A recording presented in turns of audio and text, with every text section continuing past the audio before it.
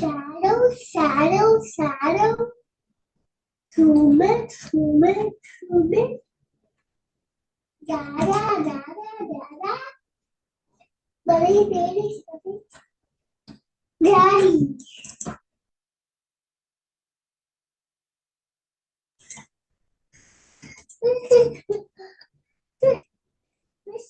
See my body. This is my body. This is my body. This is my body. This is my body. This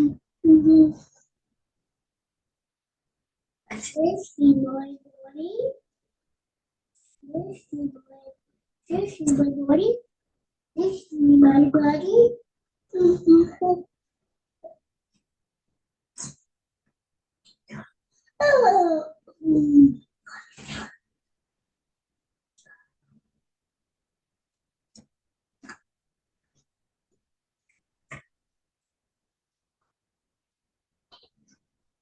Daddy, you happy? Yes, I am. You happy? Yes.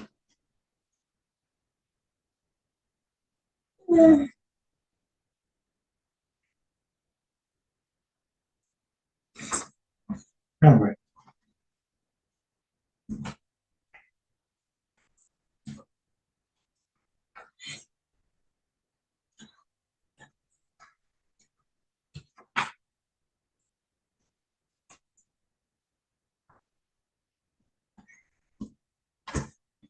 Okay. There we go. Mission fitted.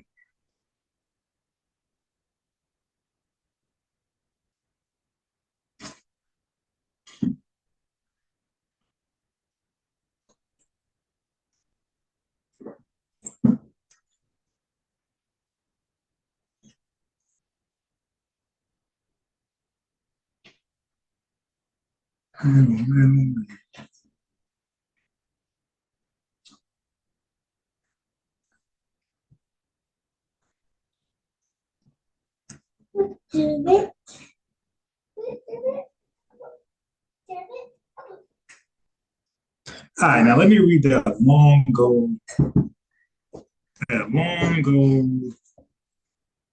message about breakdance. Give me a second.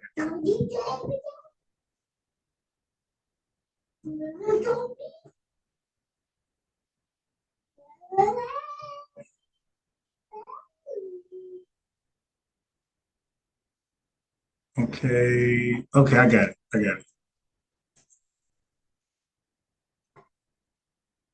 Let me make sure this is the right guy.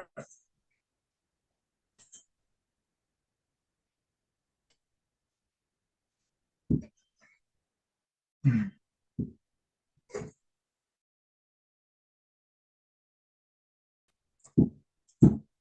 Yes, sir.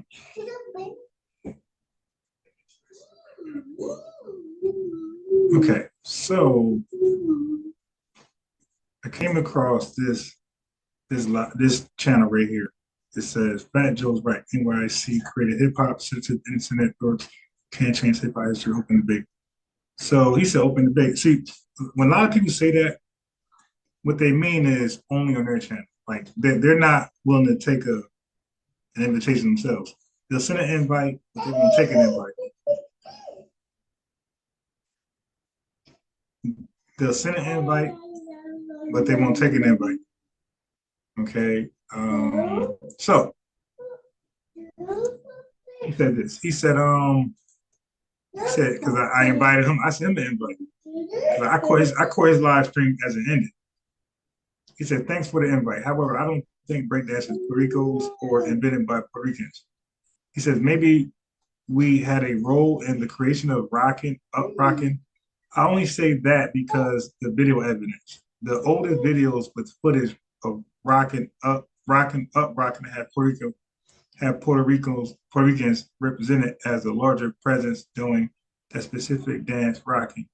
I have heard that the first up rocking battle was between two gangs, one of which was La Familia Rockers La Familia is an OG gang pre-1970s from my neighborhood, Sunset Park, Brooklyn. He said, I would like to see if this can be attested by them. If Puerto Ricans did it first, Black people were likely doing it alongside them in NYC. All right, so already it's giving me this "we did it together" vibes, like everything else. Like everything just was like we're twins. Like you do what I do. Nobody did it first. Okay, so b-boying, which started in NYC as an art, was participated uh, in, in by Puerto Ricans if it was done outdoors or in the streets. This is obvious based on logistics of NYC. If you do anything outside in NYC, 100 people or more are observing what you are doing because of overcrowding. This is especially true if you live in the projects. Every facet of hip hop was created early in the 70s. In the projects in NYC, every NYC housing project in NYC has large numbers of Puerto Ricans living in them. Every project or public housing in NYC since the 1960s, if not earlier. It was not early. Yeah, it could have been early for It was not early for the West Indies. So for him, it could have been as early as 1940. Okay, since the 1960s, not earlier, they had a ton of Puerto Ricans there to this day. He said, this is all really obvious, but people want to act brand new. So he said that's the brand new being Puerto Ricans and so-called Black Americans have two different heritages and cultures. Hip hop culture in NYC since the very beginning in 1970s was one culture. There was no Black hip hop or Latin hip hop. See, now that's where um, he's going to laugh. I'm like, dude, it's all right. So now they're trying to tether themselves onto hip hop. I mean, you got DJ Phase, you got older Black men. Like there's no older Latinos saying this. These are relatively young, modern, Lord Jamar, old, age old Puerto Ricans. You don't have old Puerto Ricans, 60 years something old saying this stuff. Okay. Matter of fact, a lot of older Puerto Ricans say, oh, we were just observing. It was FBA or, oh boy. Anyway, let me finish reading.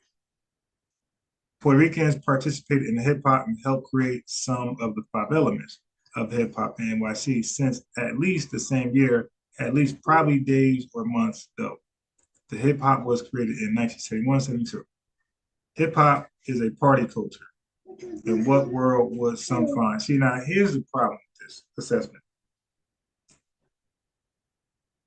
You would see it in Puerto Ricans now. You would see it in Jamaicans now. Like you would see it continue. Why only FBAs has been consistent with hip hop from here on out as far as uniqueness. Like you don't have any, like we got two-step, get jiggy with it. We got lean with it, lean with it. We got Hope Running Man. It's like we just keep creating, so we never stop. You're not gonna tell me you created hip hop alongside of us, but the only thing you knew how to do was spin on your back. Or you could say B-boy. It's like, well, so your innovation just stopped right there. You said, okay, hip hop's done. Like, nah, that's not believable. It's a party culture. Delicious Puerto Rican Bronx women pull up to an NYC hip hop event and be rejected from participating by Black men and the basis of their nationality. Ridiculous. Puerto Ricans look Black in many cases.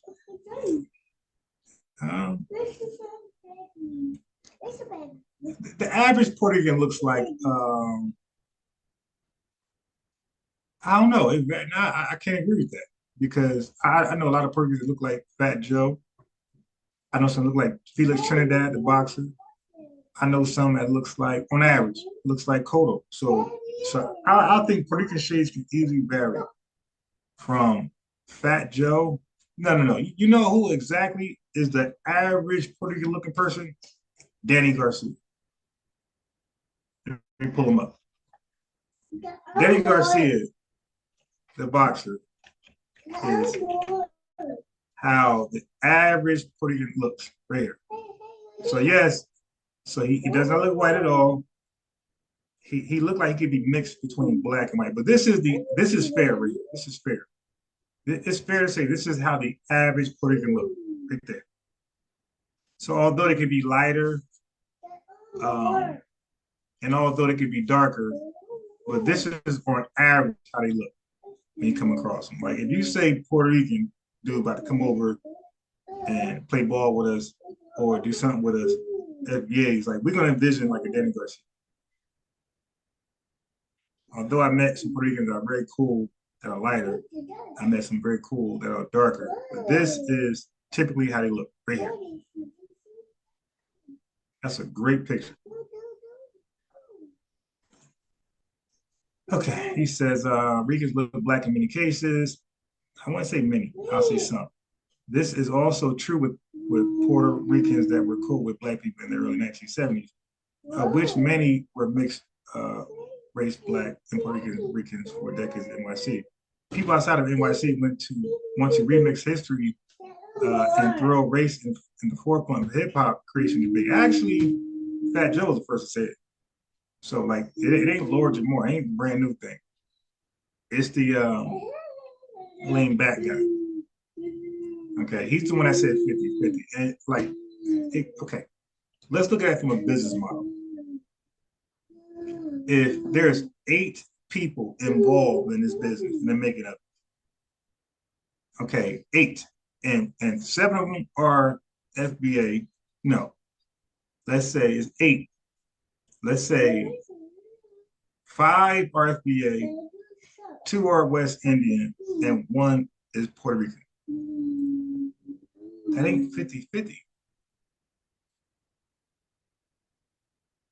You got 5 here, 2 there, and 1 here. So I mean, I don't the 50-50 debate or statement which started the whole debate. Okay. So he said people outside of NYC want to remix history and throw in race in front of the hip hop creation debate. In an effort to do such, they are trying to create history and say that hip hop was created outside of NYC. Nobody said that. I don't know where who even debating. That was so last year. What really happened in the early days, and I thank him for giving me an exhaustive,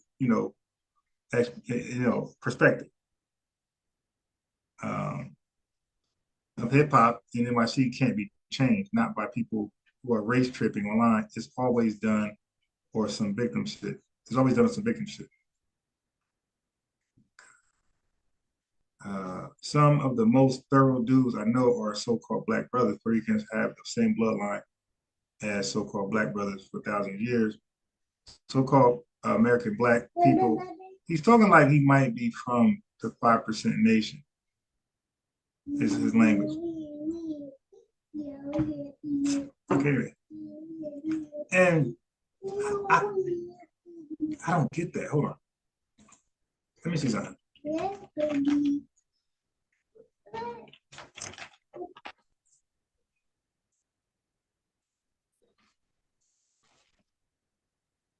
I'm old already. Okay, so let's see.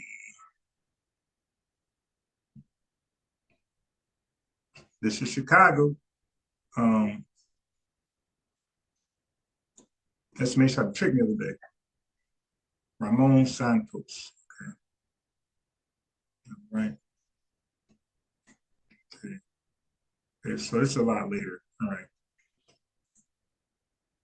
But see, I don't understand this 50-50 race baiting thing where like if you're a blood in New York or a Crip, like you could be Latino and join like a black blood, black Crip gang. But if you were black, you absolutely cannot join the Latin Kings.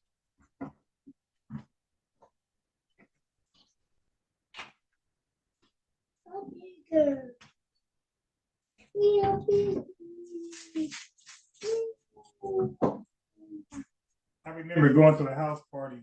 Yeah. About 15, 20 years ago. with my boy in I think Perth Amboy, New Jersey, somewhere around there, like a lot of Spanish people. And I had my 5% Nation gear, which is black and gold. I was, I'm C Wisdom a lot. You did. I'm in there, and I just see a bunch of yellow and gold come in there. I'm like, oh, ain't this a bitch? Like, really? Really? A couple Latin kings. But it was all love. But it was all love. But I'm like, oh, look at this shit.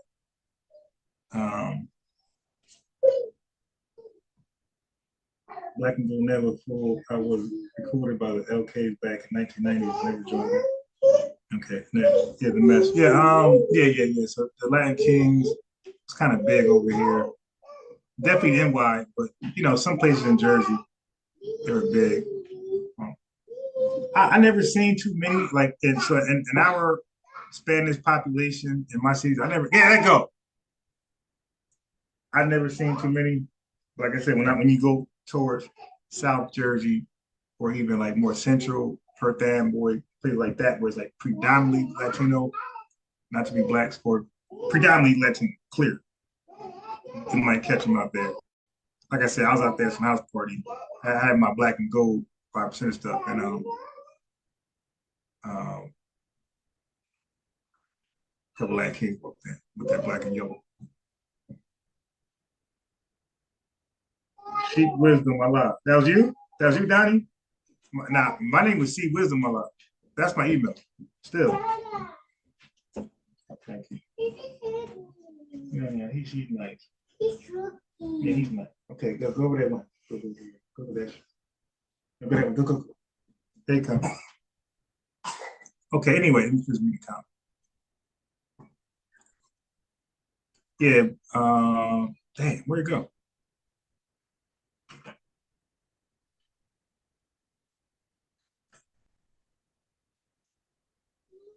See, I'll be trying to reach out to have a real conversation with folks. Like other folks just be trolling. Okay.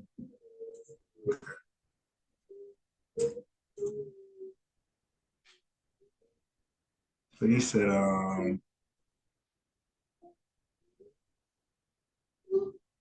do racist Puerto Ricans exist? Yep. They are trying to delineate their so-called black bloodlines, Morse bloodlines, what I call emotional idiots. Have so-called black brothers been racist toward Puerto Ricans? Sure. They are also dealing out of emotion. Moors and still my brothers, though. I mean, he ain't see that too wrong. I just think he's not factoring like old legends like DJ Faze and I'm trying to remember their names. All right, matter of fact, let me pull them up.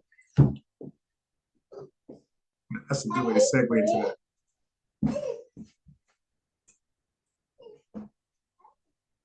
All right, hold on.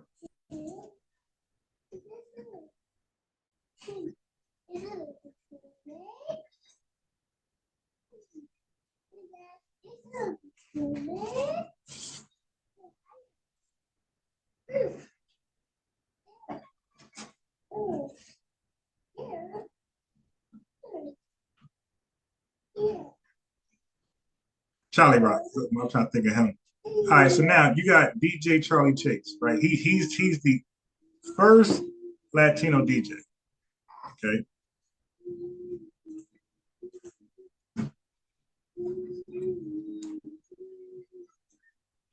Look at his recollection and his experience.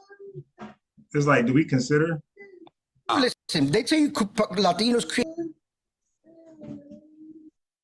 created hip hop. That's not true. No, absolutely right. Were we there to help develop it in the evolution? Yeah. Absolutely.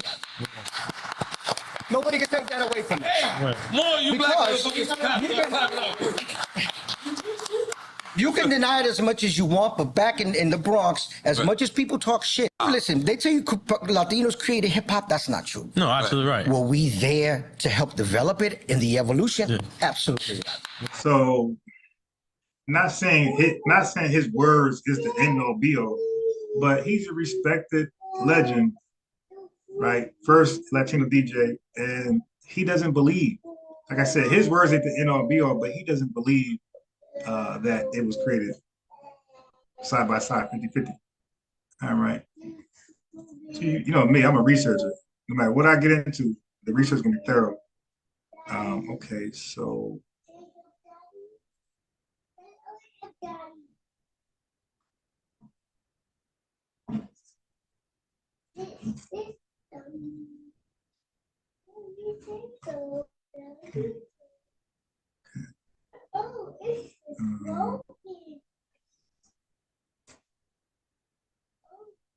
all right, here we go.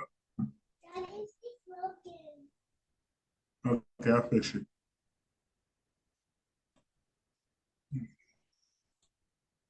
We'll play a couple clips if y'all don't mind.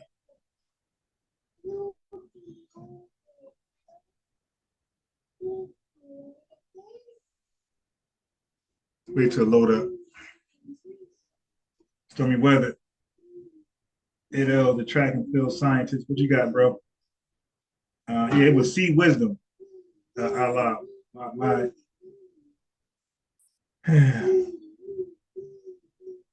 Once King Tom went to prison for drug charges, that was the start of the end of the Lion King. Yeah, yo, some of the leaders, like the Lion King leader, and I think it was the Bloods leader, black dude, like some of these guys were straight as nuts. Like they might have had something going, like, but these guys couldn't stay out of their own way. Like these guys were just natural born criminals.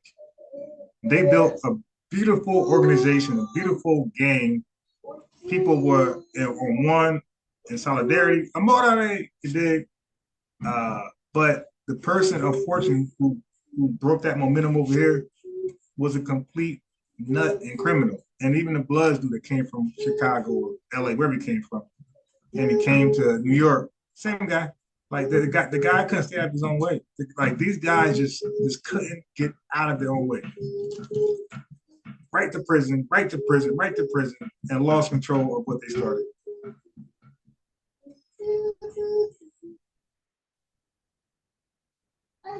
Okay, all right, let's go.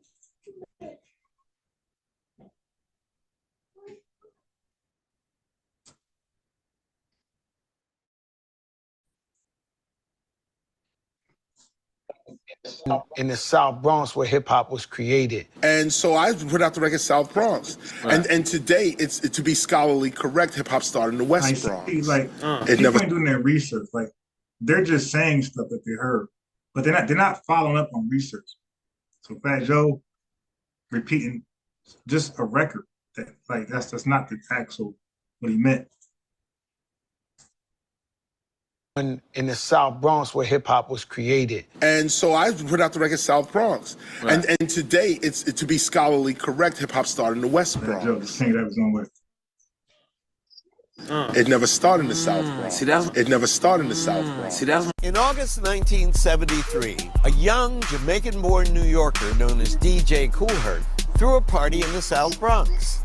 It never started in the South Bronx. It never started in the South Bronx. So DJ Herc threw an infamous. From what I'm gathering, I wasn't there, but from what I'm gathering, DJ Herc threw an infamous party, a memorable, unforgettable party in the South Bronx, and that's why it is. I'm guessing it kicked off, and that's why people memories think that that's where it started because that's their first time being introduced. It was a great big party, bigger than the other ones, and probably West Bronx. And people just remember that party, like, okay, this is new.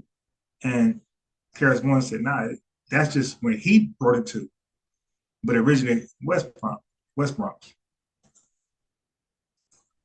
Pop did not start in the South Bronx. Not only did that not happen, but so what? You were there. If you was there, you saying even if they was there? If they was right, like I just told you, you could be standing right here. In the South Bronx where hip hop was created. Okay. And so let me go on from there. So I put out the record South Bronx. Right. And today, it's to be scholarly started in the South Bronx. Not only did that not happen, but so what? You were there. If you was there, you saying even if they was there? If they was right, like I just told you, you could be standing right here. You have nothing to do with how I made that cut. You don't have nothing to do with the way I said. You don't have nothing to do with how I stay fly. Okay. Have nothing to do with that. But Faze, this is the problem, because they saying blacks and Puerto Ricans started hip hop because they're associating it with the demographic of the South Bronx. Right, The and South that- Bronx is you full just of made blacks that- and Puerto Ricans. So, all right. And that's the whole. They So- won't let that go. That's a better than their mind. Okay, so you just made it. You made a serious point. All right. So we went, right? Right. We went through fashion, right? Right. We went through MCing, right? We went through graffiti, right? Right. Okay, where is their creation of that? The truth is they took it to another level, right? They But joined took it. what to level?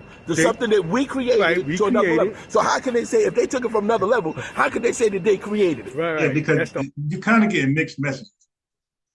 You got some Latinos who say, "Hey, man, we help influence it to the next level," which nobody got an issue with that. But then you have some, like Fat Joe would say, or even Crazy Legs, nah, we were there day one in the creation of it. Like we added the baking powder, the eggs, the cinnamon, right along with your. So that seems to be the dispute.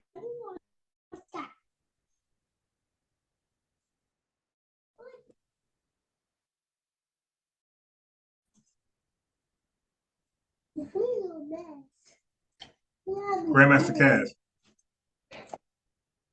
I'm making that point to say that Hispanics were involved in hip hop in every element in the early days, but predominantly hip hop is black culture, okay, and predominantly done by black people, and I mean black by black Negroes, whatever you All want. right, so I'm making real that. journalists don't hide any information, right? I'm going to play the information that I agree with, and I'm going to play the information I disagree with. But a real journalist is unbiased. They don't cherry pick a narrative to make it glorious and convincing. Nah, you play everything you get your hands on, and you let the people decide what's what. So that's why I play everything. I don't just pick and choose certain black men I'm gonna let speak and hey, it was all FBA. I'm even play the black ones who say, hey, it was FBA and Puerto Ricans or FBA Latinos. That's real honest journalism. I'm making that point to say that Hispanics were involved in hip hop in every element in the early days, but predominantly hip hop is black culture, okay, So and that kills the 50-50 thing. Predominantly done by black people, and I mean black by black Negroes, whatever you want. Right. Let's go on. I try to watch everybody because when I start researching, I'm all in. When I went to France a while ago, I was talking to this Algerian brother, and he was just like, "Yo, you understand why France got into breaking and hip hop and all that stuff?" I'm like, "No, I don't know. Tell me." He goes, "When we saw Flashdance, we thought you were all African. Wow. You look like Moroccans, Algerians, and Turkish." And they said, "He's saying you look like French Montana." Huh? They said since they thought that we were them, they got into breaking. They're like, "Oh, that's what we're doing now." And I was like, "Oh shit, I had no idea." But I also know that the only place we felt comfortable when we would go on tour and our management didn't like it because they thought we were crazy. We're like, "Yo, take us to the hood," because they want to take us to the Eiffel Tower or other shit. We're like, "Yo, just take us to the hood. That's all we want to go to do. Hang out with, brothers out there who understand us." Right. And to this day, the people I deal with most in France are Algerian or African. When I went to France a while ago, you got mail.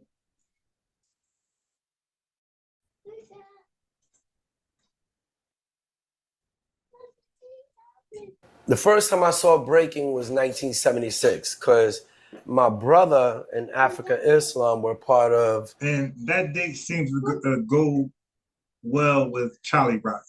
Okay, Charlie Rock says, yeah, breaking, especially spinning, was around 75, 76, around there somewhere. The organization. The organization was what eventually became, well, organization originally was a Black Spades, became an organization, became Zulu Nation. Okay. Right. So I saw my brother rocking out. I thought he looked stupid. Like, why is he throwing himself on the floor, making us look humiliating the family? Wow. and Africa Islam lived on the same block as us. And Africa Islam was, you know, See, so he looks more like Cotto. He looks more like Danny Garcia. So what I'm saying is, when you see a Puerto Rican, in my opinion, they're gonna look more like this, like Danny Garcia, than Cotto, Miguel Cotto.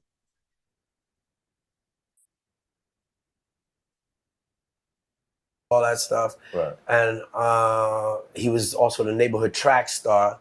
And the crazy thing is that all the years, and Africa Islam was also the first DJ for Rocksteady Crew. Wow.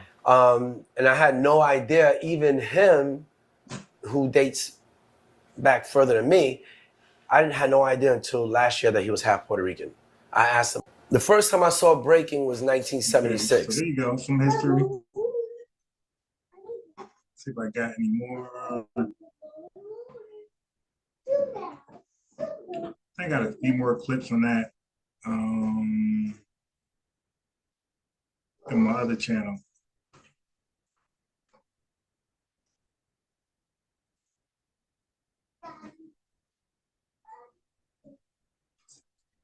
Let me see.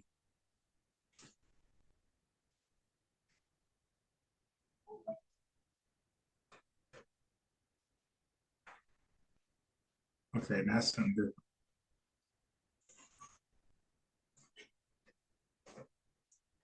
And everything else, I think I already played. All right. Okay, that's that. Now let's go to another bullet point. Okay,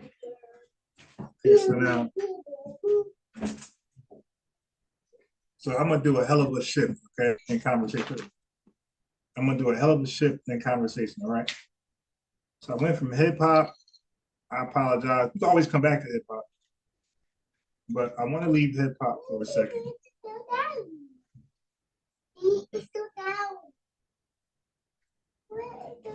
Can we at least agree on this? Can we at least agree on? Okay, since people can't agree on who created breakdancing or spinning on your back, can we at least agree on? Go sit down. Can we at least agree on majority of Latinos were breakdancing? And as far as spinning on their back, can we at least agree on that? Like when you see people in a competition, b-boying and getting down, it was most, if not all, Latinos. Because I'm trying to see what can we agree on? What truths? Can we at least agree on that? That when you went to see a breakdancing competition, or if anybody was known to be good in the hood, really, really good, 9.9 times out of 10, it was going to be Latino. It wasn't going to be somebody black, FBA, or Jamaican. All right. So let me just look up this, because I heard this, I'm not sure.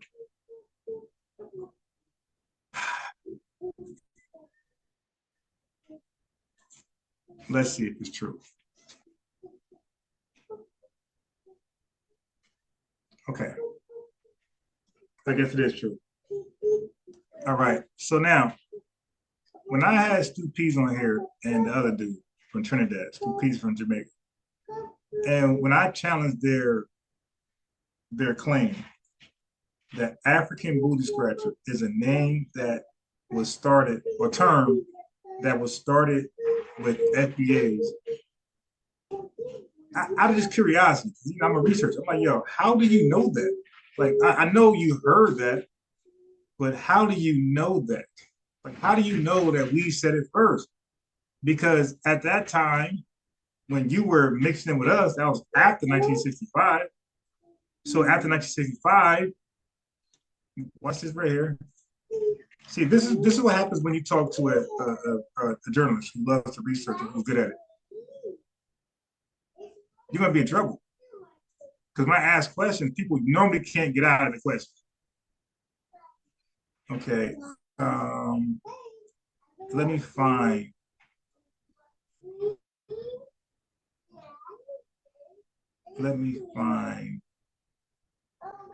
I want to get to the term African American.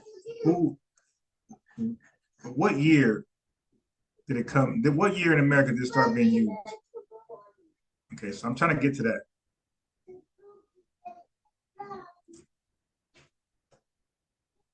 Like, I know at one point we were called Negroes.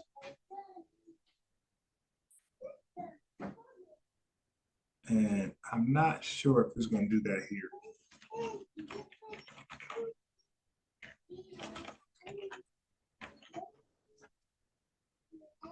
Oh my God. How can I? Okay, here we go.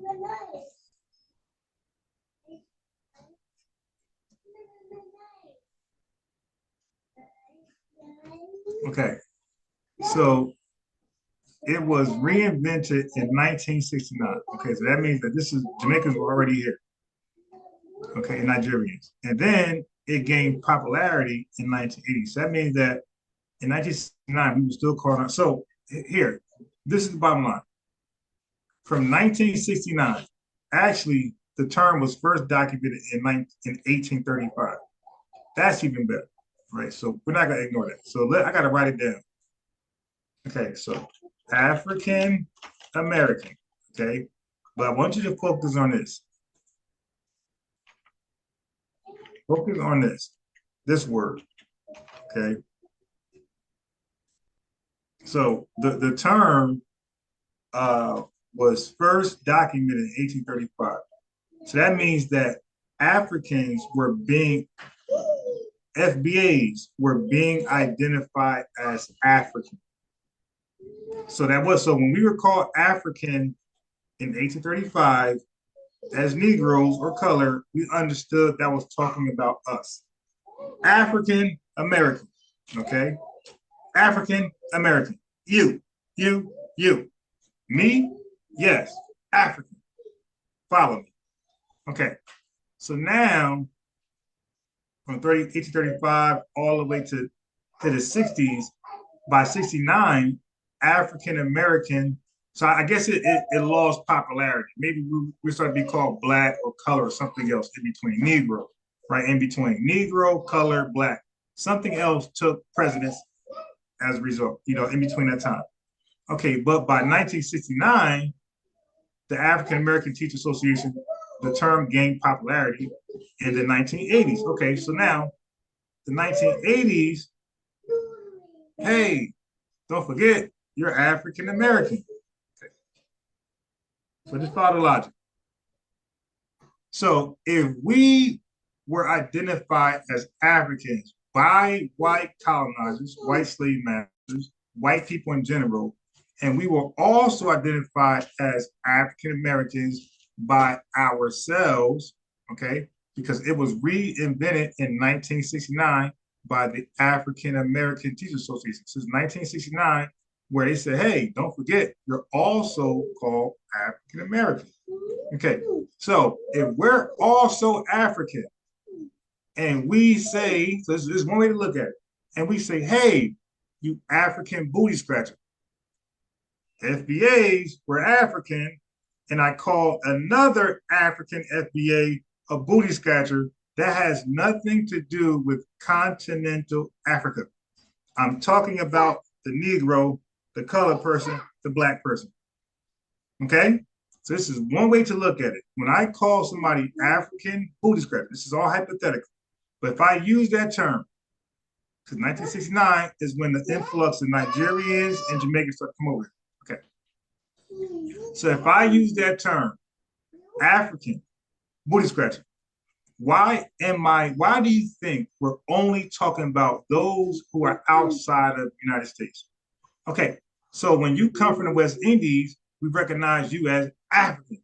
When you come from the continental, when you're a continental African, we recognize you as African. So we called you African booty scratcher. that was the same as calling ourselves African booty scratchers. All right, so there's just one way to look at it. So that means it wasn't exclusive, as they're lying, that it was just continental Africans or West Indians or Jamaicans. No, there's one way to look at it. All right. So another sense, that's one argument that I can run with. The second one is there's no source for the term. What do I mean? A context that has a source. We know who it comes from. Nigerians, West Africans. We know that adults made it up. We know that adults made it a derogatory term exclusive for FBAs, freedmen, adults, whatever you call yourself, coming from the transatlantic slave or American slavery, right? We know that that term was just reserved for us. It was not for the West Indies. It wasn't for the Haitians or the Panamanians. It was reserved just for FBAs. Okay. It has a source. African booty scratcher, there's no, Google it, I challenge you. There's no source of origin for this word. Okay. Now watch this. Now, I'm going to debunk their logic using their logic. When I say their logic, I'm talking about Tethers. Because when you're a great debater, like it don't matter what I'm talking about, I'm going to be witty and come with some unique creative thoughts. Okay. And it's like no way out of it. That's why nobody ever click the link and hop on.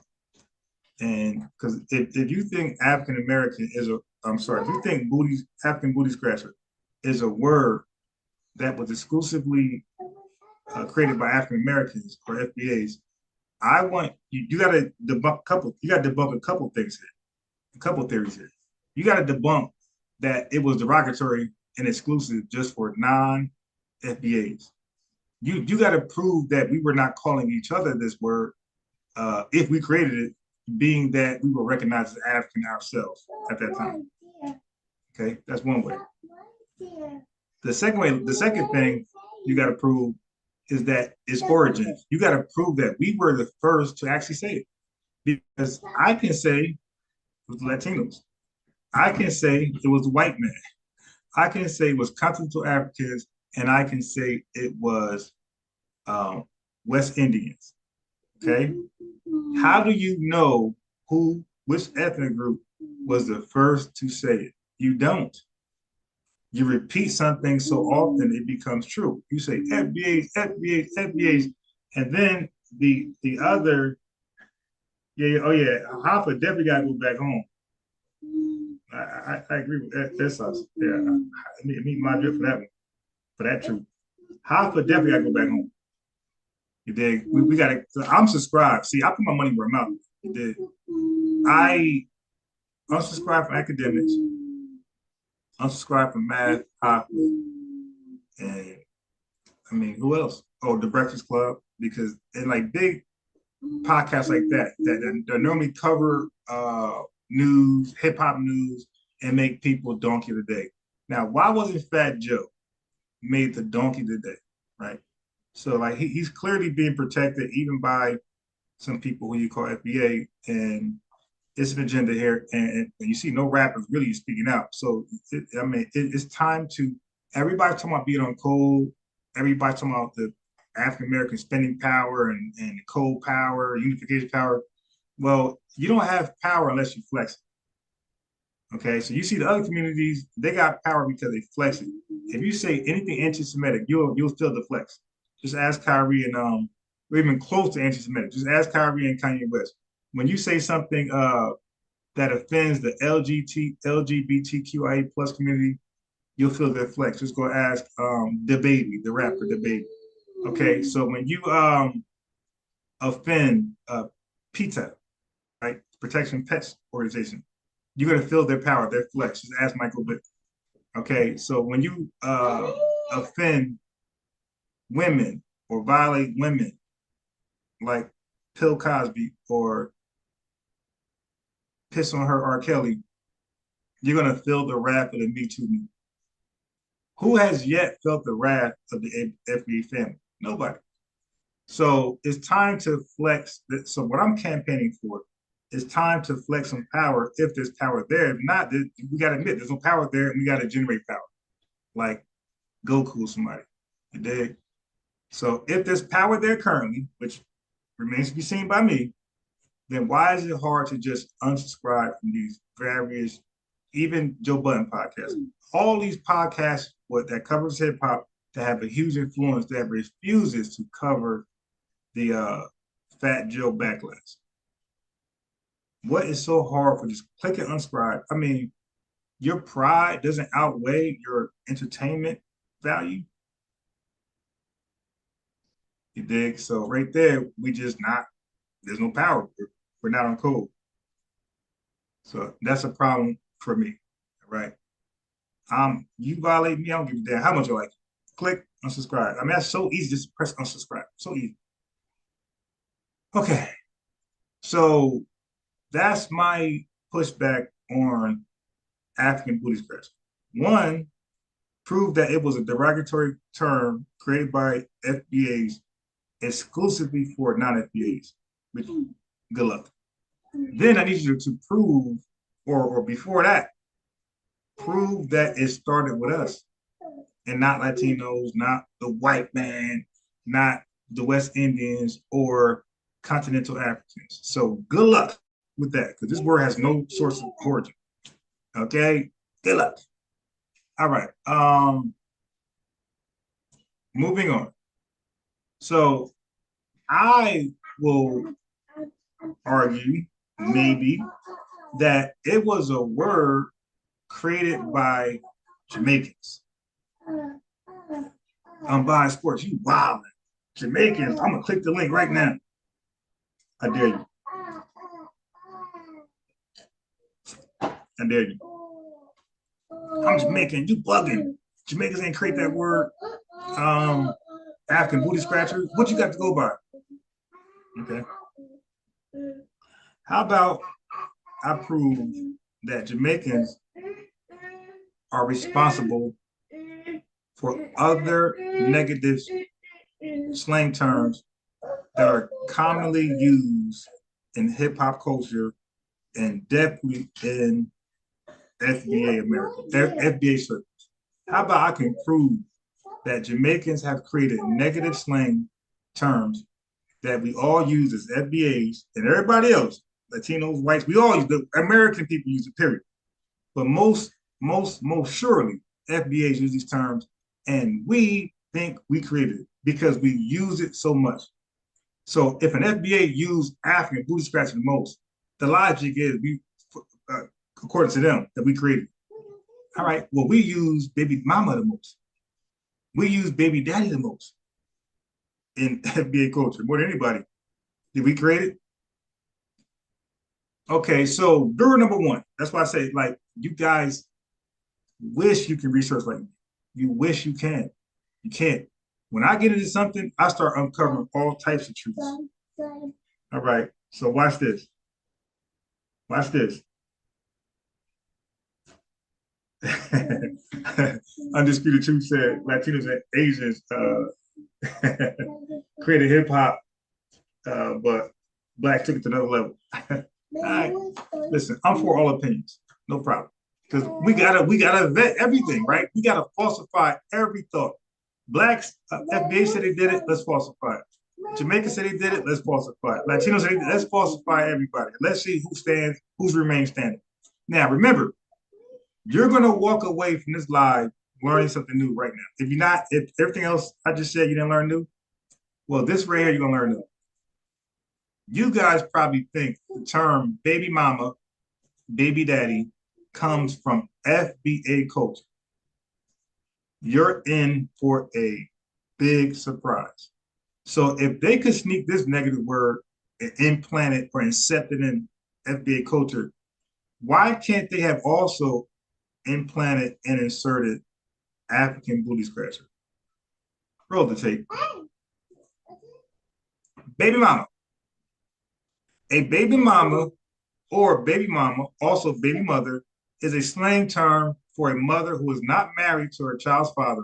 Although the term often carries other connotations as well, the term is associated with African Americans originally, they say, Oh, coming from Jamaica Creole and finding its way to hip hop music. I told you, finding, the equivalent term for a male is baby daddy or baby father, but it's not used as frequently. Look, the term originated in Jamaica or in Jamaican Creole as baby mother, pronounced as baby mother, with the first printed usage appearing in the Kingston newspaper, the Daily Gleaner, in 1966. Not far, okay? 1966. Kingston newspaper. It's the first recorded history of the term baby mother. Okay, not even baby mother, baby mother. So this a negative term that the world laughs at and mocks today came from Jamaica. Now watch this, because we all know that this is key because they put a date on it. You know, listen.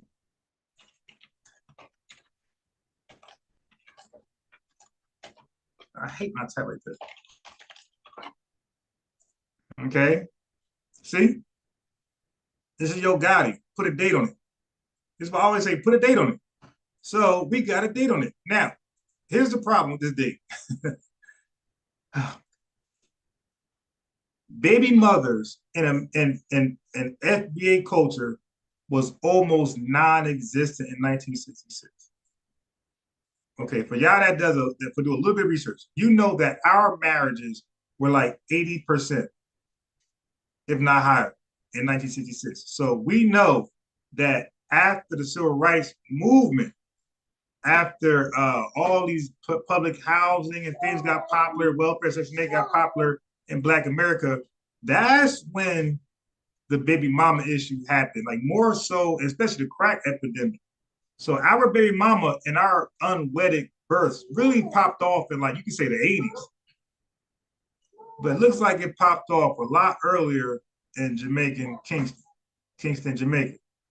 So 1966, Jamaica was dealing with out of wedlock births, just random, reckless sex, and that's it. Okay. So baby mother in 1966 living a primitive life while FBAs were highly married. So Jamaica is predominantly Black Jamaicans. And they had no sense of marriage up there. They baby mother. You dig? No marriage, no family, no nuclear families. They wilding like crazy. But at that time over here, we were nuclear family, right? We were family oriented. It took some government involvement, government assistance, government plots and agendas to government incentives for baby mothers to exist for it to actually happen. So it took government involvement for us to go astray from nuclear families. But, and again, it's like 20 years later, 14 years later from this date. But baby mata is used by African Americans, and you would think because we use it, we must have coined it, the term. We must have originated. No, Jamaicans in 1966. So that's why I say when you try to pin us with African booty scratcher, I'm like, no. They got the history of bringing negative terms to hip hop. No. You got to prove that before I accept that one. But they are the ones who got a negative term for lack of nuclear families, picking on, their own people. Baby mother, who are they talking about? They talking about their own Jamaican sister, their own Jamaican cousin, mother, sister, whatever, wife. But not wife, because they mother. But you get what I'm saying. So yeah, I'm like, nah. Y'all got the history of this. We don't. So not at that time. So no. You gotta prove African booty scratch come for us. You are the ones in 1966 when it was all about Black excellence, Black power. you come with baby mother. Okay, so there you got some explaining to do. All right, and we got a date on it. We got a date on it. All right, so while we're here, let's go here.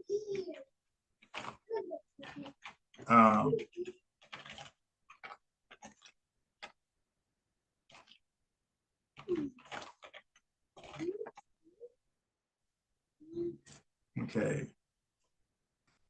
I want to go to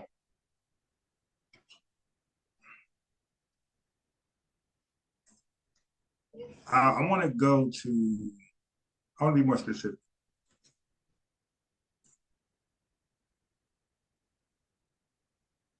I think it's here. I don't know. It looks like it. Let's see. Ba, ba, ba, ba, ba.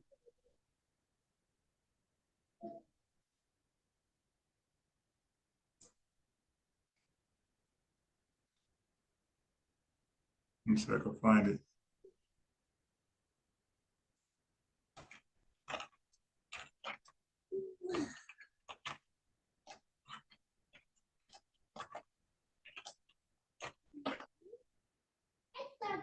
Oh, boy. Okay. Let's see. This is right. Let's see. So British West Indies refers to the former English and British colonies and the present day overseas territories of the United Kingdom in the Caribbean. The West Indies Federation collapsed due to internal political issues and was eventually dissolved May 31st, 1962. Okay. So the British West Indies included territories such as Anguilla, the Cayman Islands, the Turks, Caicos Islands, Montserrat, the British Virgin Islands, Bermuda, Antigua, Barbuda, the Bahamas, Barbados, Dominican, Grenada, Jamaica, St. Kitts, Nevis, and St. Lucia and St. Vincent, and the Grenadines. Okay, so they were all the British colonies, Great Britain, the UK. They closed their borders to all of these West Indians. And this is why they redirected and came to America. They looked over here and said, wait a minute, those FBAs, damn, they brave as hell. They about to win that civil rights. Ooh, they about to win their Cold War, that civil rights movement. Let's just wait. And as soon as we won, here comes the, what was it called? The Herc, let me see.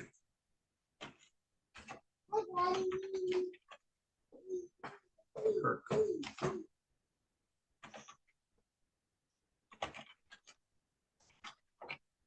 Let me see if I got it right. Okay. Here we go. Oh, Hart. Okay. Hart. So look at this. So the Immigration and Nationality Act, they tied themselves, they tethered themselves to our Civil Rights Act or movement. Look at this, Civil Rights Movement. So let me just explain what the Civil Rights Movement was, all right, by definition. It's real simple. From 1954 to 1968, no West Indians involved in our Cold War fight. Okay, so the Civil Rights Movement in the United States was a social campaign from 1954 to 1968 that aimed to abolish legalized racial segregation towards FBAs and discrimination towards FBAs and disenfranchisement towards primarily FBAs. Not Latinos, not this person, not the Asian, not the Native Americans, not the Mexicans, FBAs. It was a struggle for social justice, equal rights, and an end to racial discrimination. It was our fight. We were closing, we won, and we were trying to get some tangibles from that, but here they come, tethering themselves to it. Not just them. Watch this.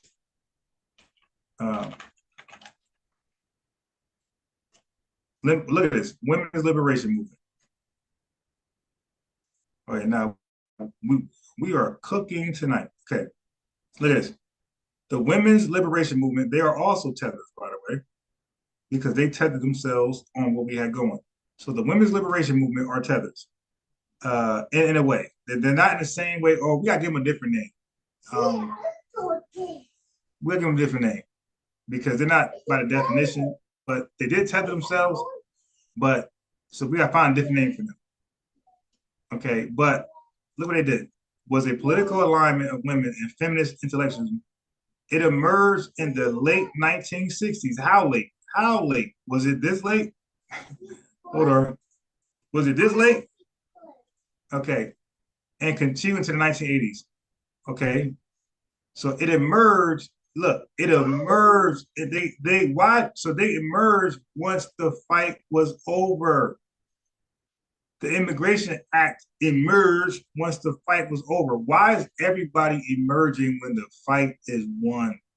Where were you guys when the fighting was taking place? Where was the women's liberation movement getting hosed down, bitten by dogs, smacked across their feet, spat on, you dig, arrested? Where was the women's liberation during that time? 1954 to 1968. Where were the West Indies? Where was the Latinos? Where were the women's liberation? They were cowards. Cowards looking out their blinds. Is it over yet? No. The FBA's they're gaining ground. This might be over. No, not yet. Let's wait. Not yet. Okay, go there. Like they were cowards spectating, rooting, like in a boxing match. Ooh, and then the boxer wins, they jump in the ring. And they act like it. So the difference is, so when a boxer like Mayweather TBE wins, right, we'll hop in the ring to salute the winner, the champion, the greatest ever, not us.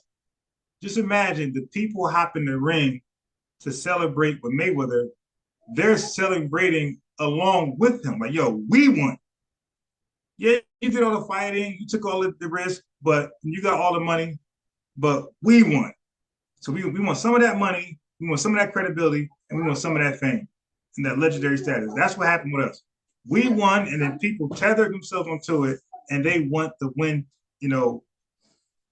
dispersing them as well.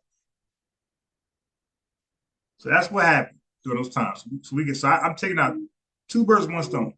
So we got the Immigration and Nationality Act of 1965, also known as the Hart-Celler Act. I don't know why I thought it hurt, maybe cool hurt, but it was called the Hart-Celler Act, and more recently as the 1965 Immigration. So it changed their name. So this is what it was called, but when they tethered themselves along with us, it was called the Immigration Act.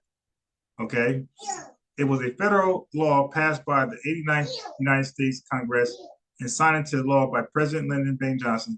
The law abolished the national origins formula, which had been the base of U.S. immigration policy since the 1920s. So everybody who was taking L's, but wasn't protesting, wasn't fighting, wasn't risking their lives, just hiding like tethers and cowards. What they did was they seen us go fight, and they wanted to see what's going to happen. If they start to win, we're going to just keep in mind, they never even joined us. Even at the tail end of the fight, they didn't join. They only joined when the fight was clearly won, when it's unanimous. When it was a Mayweather fight, it was like 10-2, and Mayweather gave up the last 2 rounds. It was that type of fight. And we could debate boxing too. You did. I got these boxing gloves for a reason. We can debate boxing too. You dig?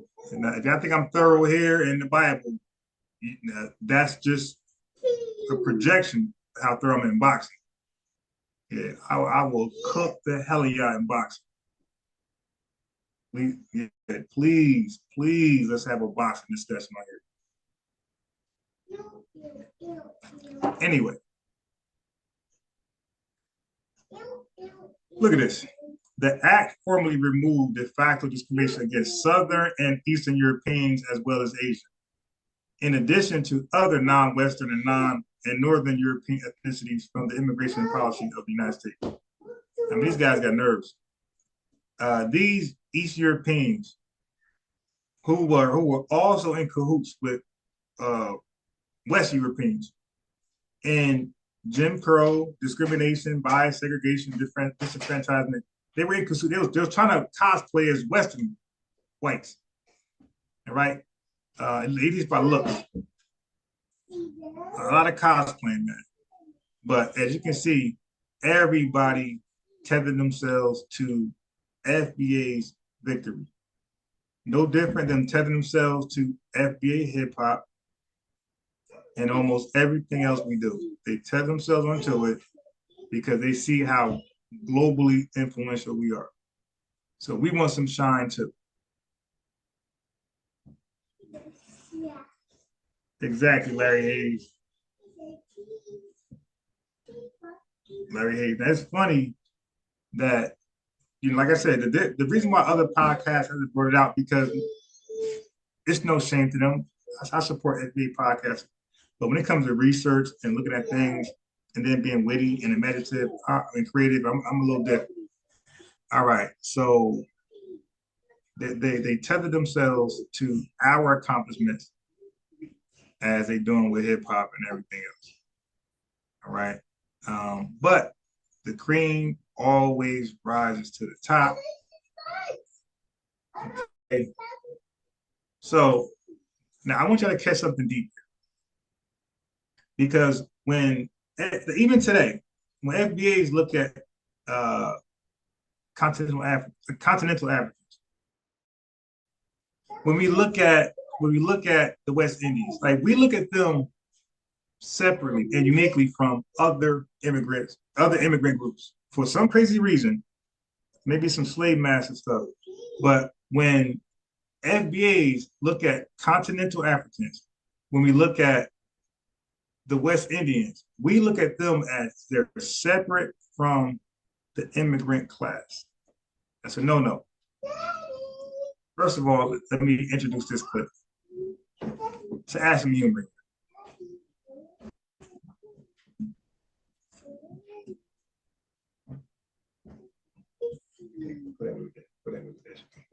Where that should go. Whatever. Down. Your paw hurt. Remember, you hurt your paw. How come y'all are not getting it together? How come y'all not getting it together over there in your homeland, man? Why y'all not getting on code with each other, man? It's a bunch of you guys. Y'all can get on code, man. Why y'all not doing your thing over there? They give you the same answer. Government, the government, it's the government, it's the government. I'm so glad I got this sound right. I always wanted it, I couldn't find it, and I found it. It's the government, it's the government, it's the government. It's the government, nigga. It is not white supremacy. It is the government. What's going on in your homeland, man? How come y'all are not getting it together? How come y'all not getting it together over there in your homeland, man? Why y'all not getting on code with each other, man? It's a bunch of you guys. Y'all can get on code, man. Why y'all not doing your thing over there? The point, because Trey Nasheed, Tone Talk, and Lord Jamore, like they have a certain, stature, certain background. Tone Talk's a lawyer, Yvette Cornell, so they really can't get messy. Okay, so I look at some of us SBAs. We are the deacons for defense. We ain't those goddamn Black Panthers. We are the deacons for defense, defending the civil rights marchers, which we could look at in a sense. Tariq Tone, that Lord Jamar, all those guys. Hold on a second. But we're the deacons of defense because they can't get messy. We can get messy in the background. So we're protecting them, and we got to do the dirty work, the messy work. So that's why it's messy over here. Come over to the back.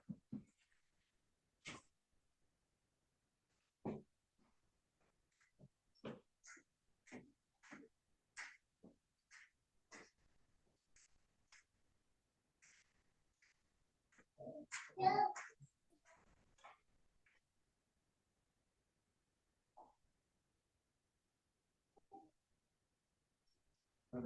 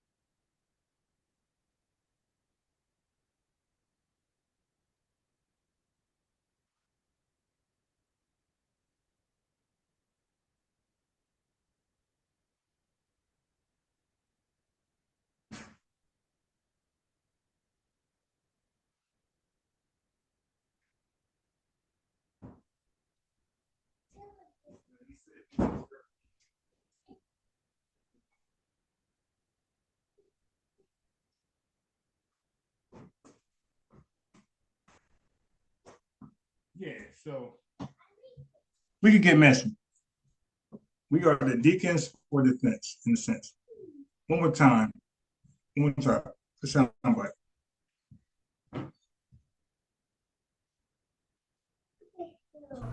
What's going on in your homeland, man? How come y'all are not getting it together? How come y'all not getting it together over there in your homeland, man? Why are y'all not getting on code with each other, man? It's a bunch of you guys. Y'all can get on code, man. Why are y'all not doing your thing over there? They give you the same answer. Government, the government, it's the government, it's the government, the government, it's the government, it's the government, it's the government. It's okay.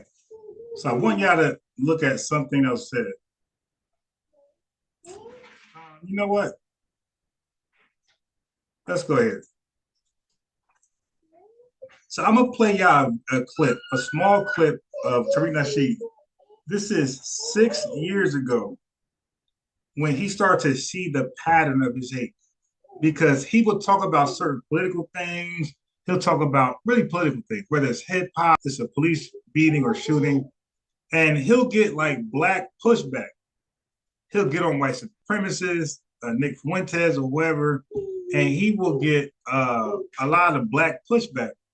So 6 years ago, this is when Tariq started to see like a pattern, like, you know, because wherever he's looking at, he sees flags or like certain images in the background of who's criticizing. Got it. So he started to like notice that, damn, yo, a lot of the black folks who I rock with, who I'm trying to be a Pan-Africanist with, you know, trying to build something with, get on code with, a lot of the pushback I'm getting is just from foreigner blacks. Like, you know, at some point it just connected. Like, yo, I ain't seen nothing before, but I noticed all of the pushback and heavy criticism I get is just from foreigner blacks. Here we go. Roll the tape. Roll the tape, Ed. Ed, roll the tape.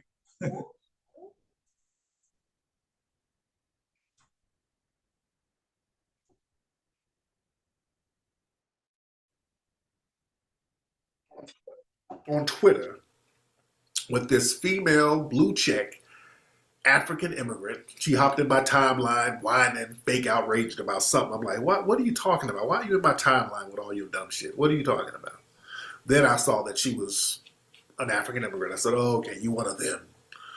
You one of them white ass kissing, zaddy loving. Okay, so that's when it really came from. Like when he got on, like if y'all think, if y'all Tariq watching, y'all would know that when he started to call out the zaddy worship, he noticed that it was mainly, there's some FBAs, but it was mainly people from, you could say, Africa.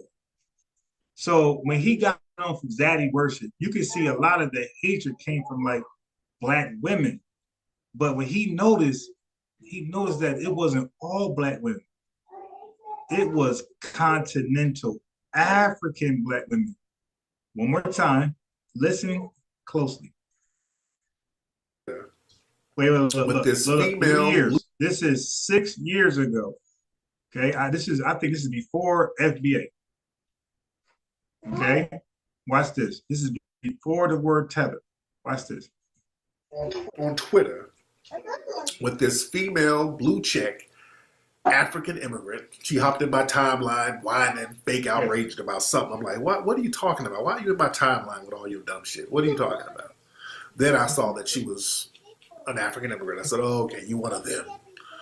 You one of them white ass kissing, zaddy loving Negroes. And I was posting a lot of the shit she was tweeting. She was bragging about her tribe. She's the Igbo. She's Igbo. And she was talking about she doesn't have to be on the same page with other black folks just because they look alike. You see? So he started to hear this remark mimicked throughout mostly continental Africa. And it's a pattern. You keep saying it over and over a couple years. You be like, you know what? This talking point ain't from all black women. This seems to really stem from Africa. Like, yo, what time is they on? You dig? And this look at he's starting to she's starting to connect the dots. Like, yo, Houston, I think we got a problem. Look.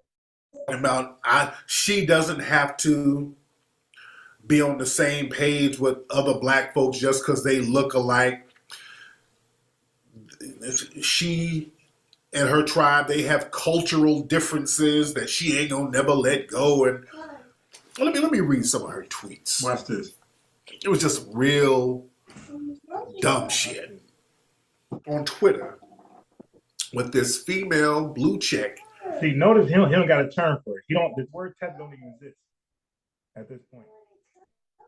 African immigrant. She hopped in my timeline, whining, fake outraged about something. I'm like, what are you talking about? Why are you in my timeline with all your dumb shit? What are you talking about?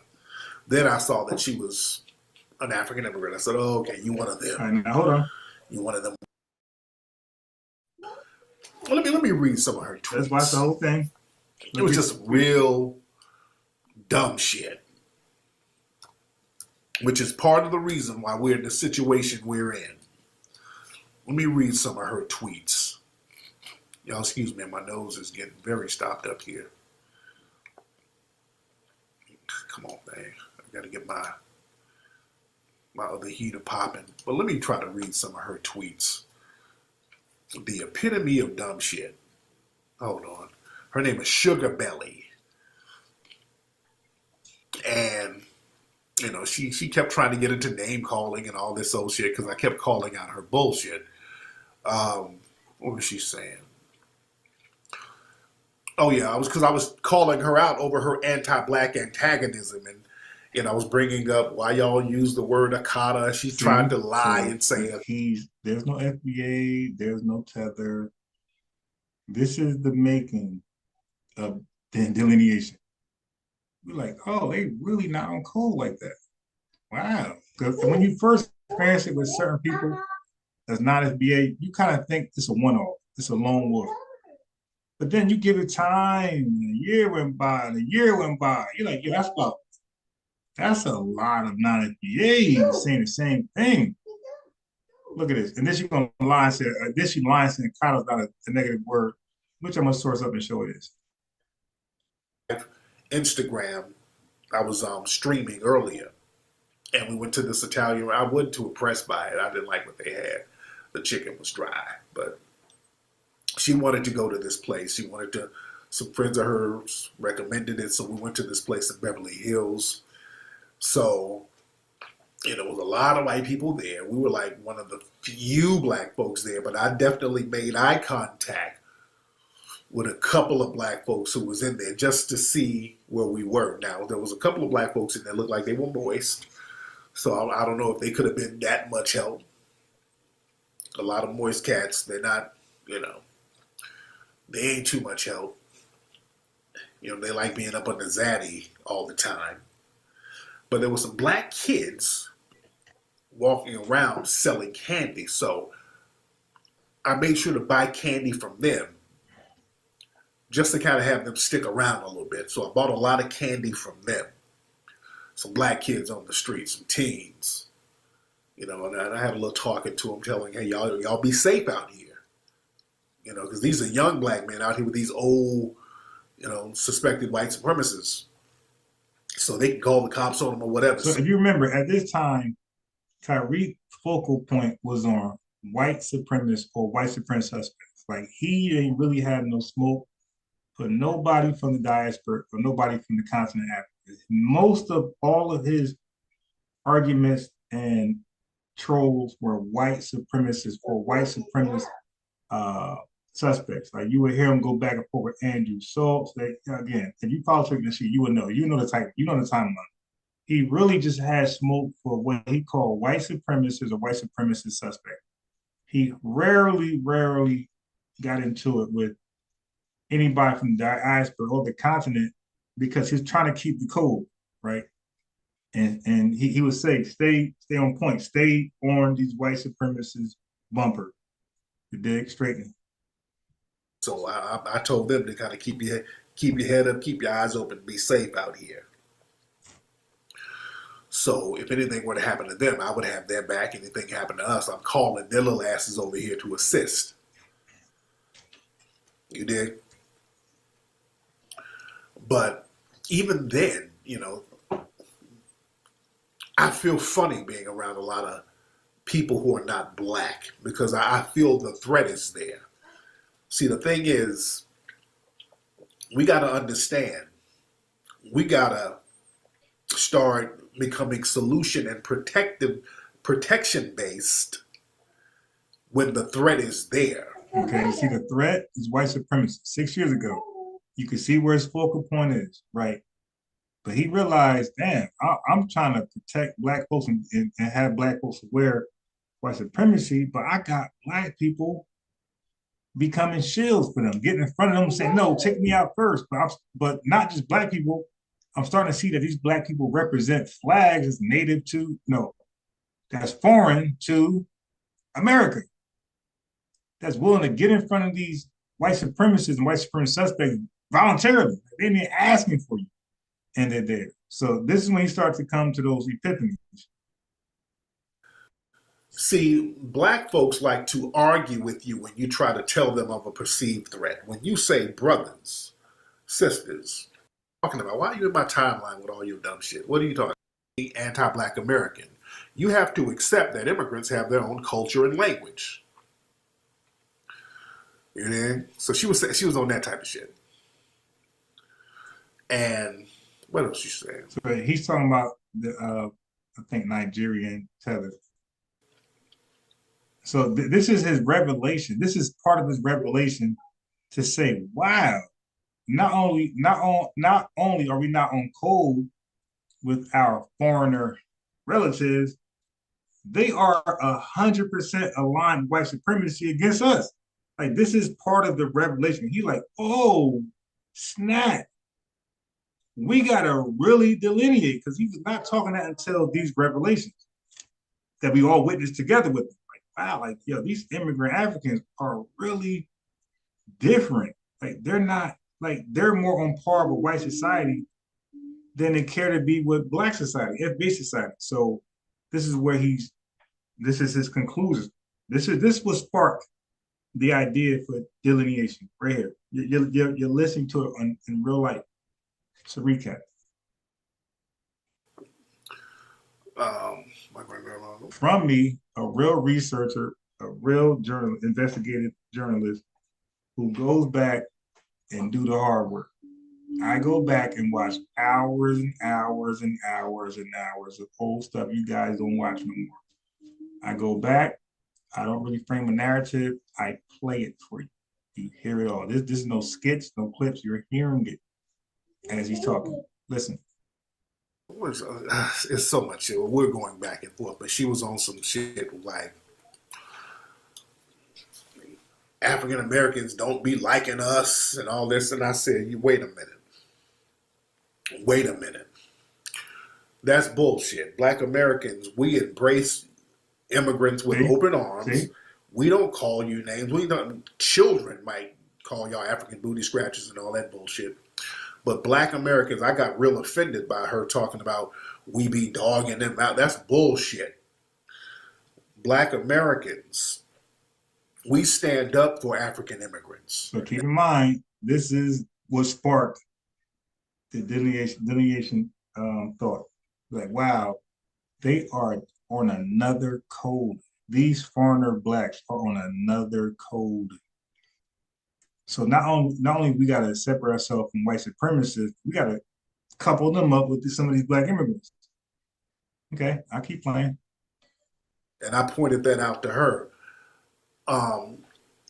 What's that brother's name? Adam. Oh God, I'm so bad with names. What's that name? 41 times in New York. Diallo. Was that Amadou Diallo?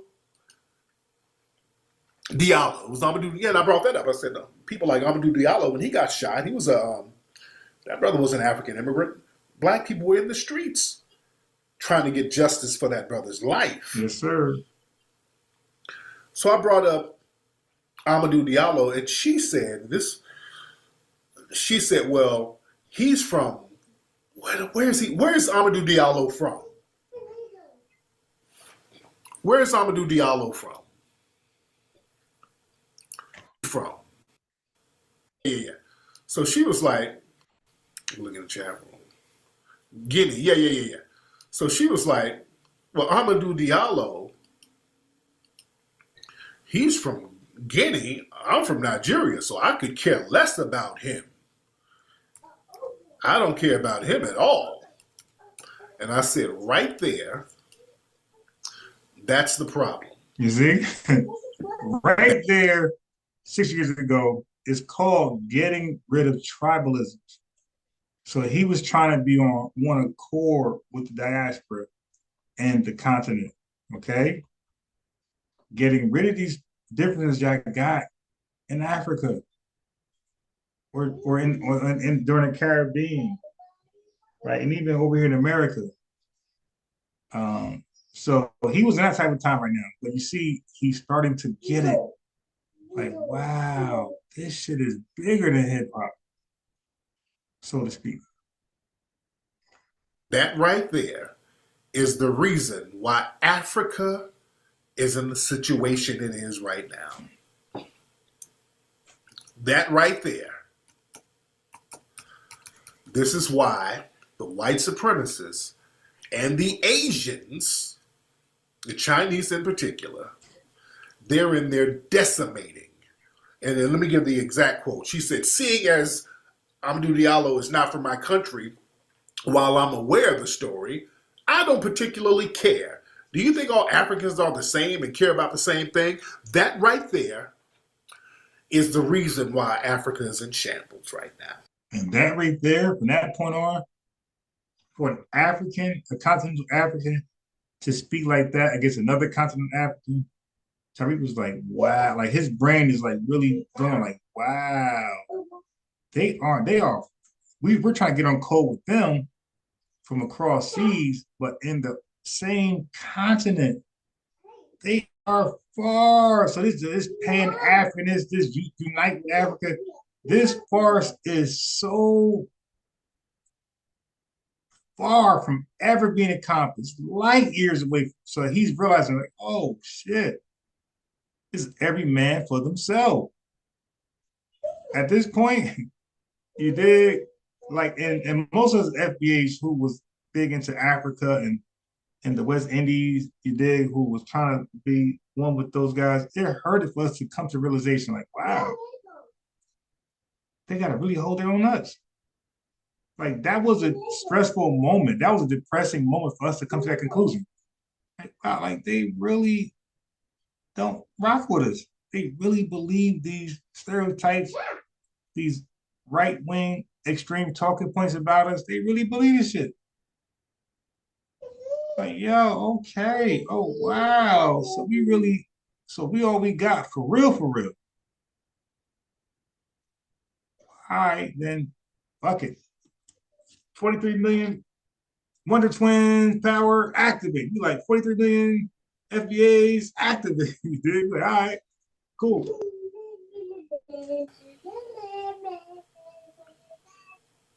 So she just went on and on about how she's proud Igbo, oh, my Igbo tradition.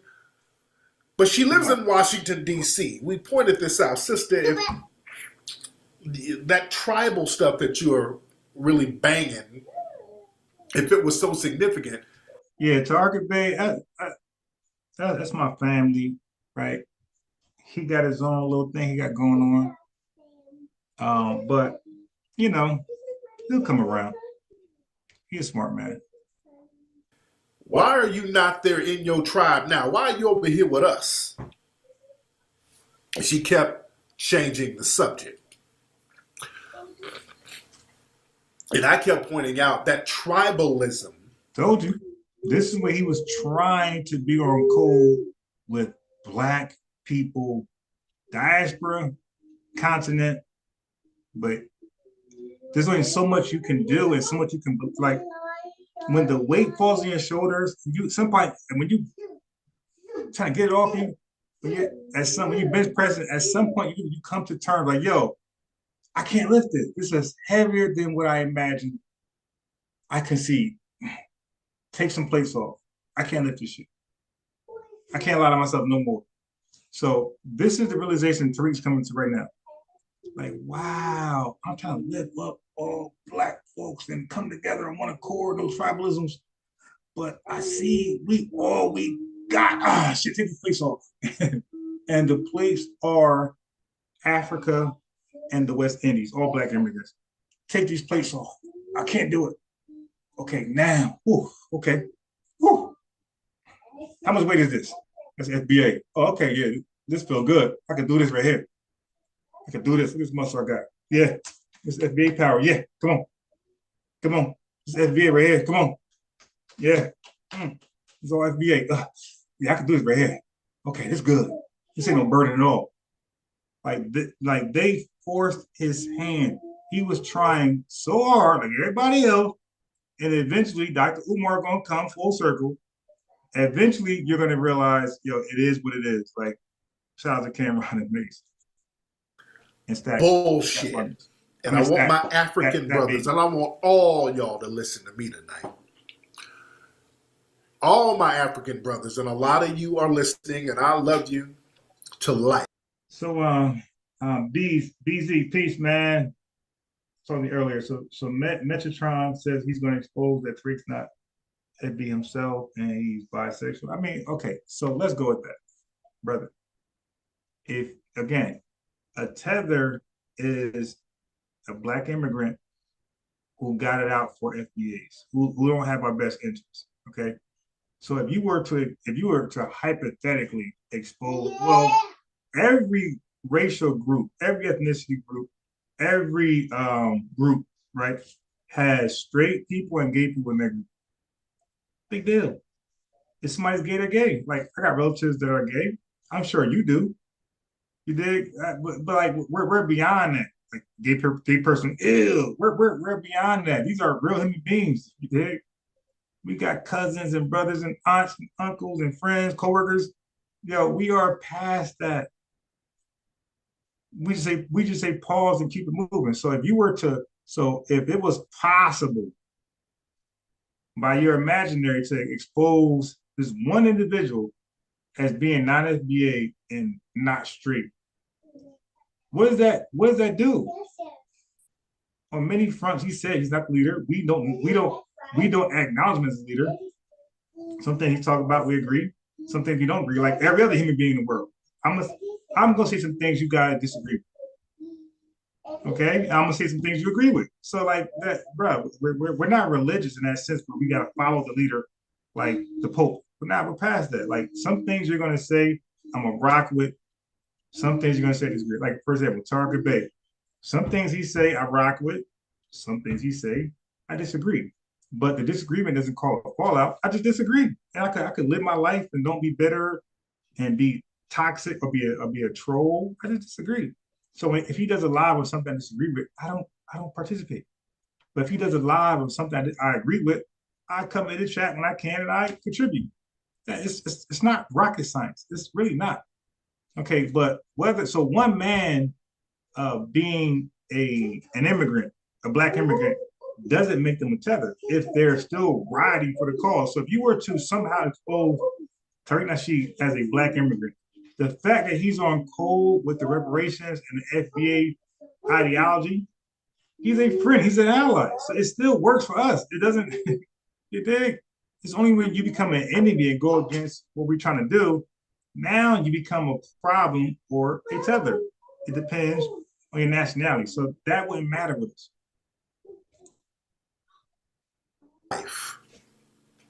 Oh, he's FBI. Oh, I'm my bad. I see, when I see that buy, like, you ever join like a dating profile and you go to read a woman's profile and real big and bold, it says TRA. And you'd be like, oh, shit, I'm out, because you think it's going to be NNY. But they be trying to say TRAVELING or TRAVELER, a traveler. And I'd be like, I write them. I say, yo, do not put that in the beginning of your profile. I try to let them know, listen, that is never going to work. We're going to exit. So when we see TRA, we're going to exit so fast. So we say FBI, I don't know how, okay, the FBI, how do you prove an FBI informant without being FBI yourself? Like, I don't even know how that's possible. Like, only the people who sent you know who you are. That's what intelligence does. That's what undercover means. The only people, they don't get it. So again, put that back. The only person who knows the person is undercover is the person who sent him. So unless Tarka Bay sent him, there's no way he can prove he's FBI. That's just silly. But that tribal shit ain't practical no more. And again, if you could, so what? So what? Let's say he's FBI. What is he? So what? Okay, he's FBI. FBI still moves on, still goes on, and I'm gonna still do my lives, and I'm gonna still represent for my FBI family. I'm still pro-America. You dig? And I'm America versus everybody else. There's still nothing gonna change. You dig? I'm FBA and American forever, and I always was, and I always will be. Put that back. Don't give it to him. Okay. Black folks, we hold on to shit that hadn't worked for centuries. We got a very bad habit of not letting shit go when there is no practical use for it no more. Ain't no practical use for all that tribalism over there. And what happens, y'all send your coons and bedwenches over here who tries to use that same tribalism with us. I want my African brothers to know right now. My African brothers to know right now. You see, he's trying to be on code. He's giving them stern direction, stern advice. They did not take heed. They forced his hand. That tribal shit. And I know you've been practicing the tribal thing. Your tribe has been around for 400, 2,000 years or whatever. Right now, it don't work for you. Your tribalism works against you. I really want y'all to get that in your heads. And then when y'all come over here, that just stirs the shit up even more and make it worse for all of us. Because we out here fighting for you, and in your mind, you some other tribe, and they're treating us all like garbage. And instead of fighting this damn white supremacist, you fighting us. That tribalism don't mean nothing. You're treated just like we're treated, like one big nigga. We over here, for the most part, we get that. We over here, we get that for the most part. In Africa, brothers just don't get it. Those tribal things, y'all holding on to that because you're like, well, I ain't got nothing. So my tribal thing, that's the only thing of significance that I have. He's trying to keep it. And that's being used He's trying to keep it cool. You. Your tribe don't mean nothing if all the tribes are under the thumb of white supremacy. So that means all of you are being treated the same. Okay, you see how he's talking to them like a real brother, we're really like a real cousin. Because the brothers are FBA, sisters are FBA, everybody else are cousins. So he's talking to them like a real cousin. You dig? Like, yo, relax, y'all into this tribal bullshit. Relax, yo. Relax. We try to stay on code. Just, come on, guys, get together. But that never manifested. They kept on with tribalism bullshit, and they forced the FBA hand to delineate. And now it is what it is. Cameron and Mace.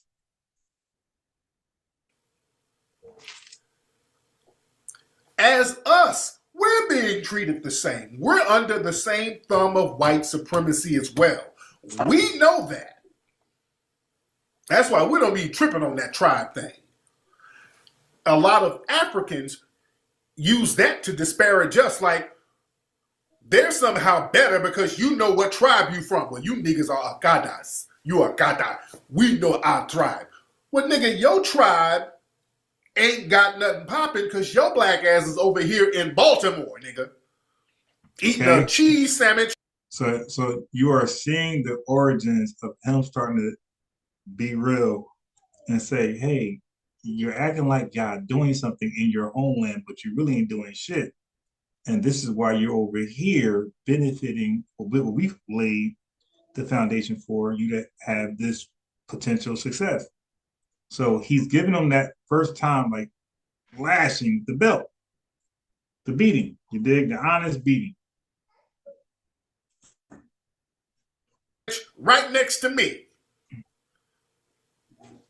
So some psychological bullshit that you done put in your mind that you somehow better. There's this false sense of arrogance that looks ridiculous because of your damn tribe. You thumping your chest over a defeated fucking tribe.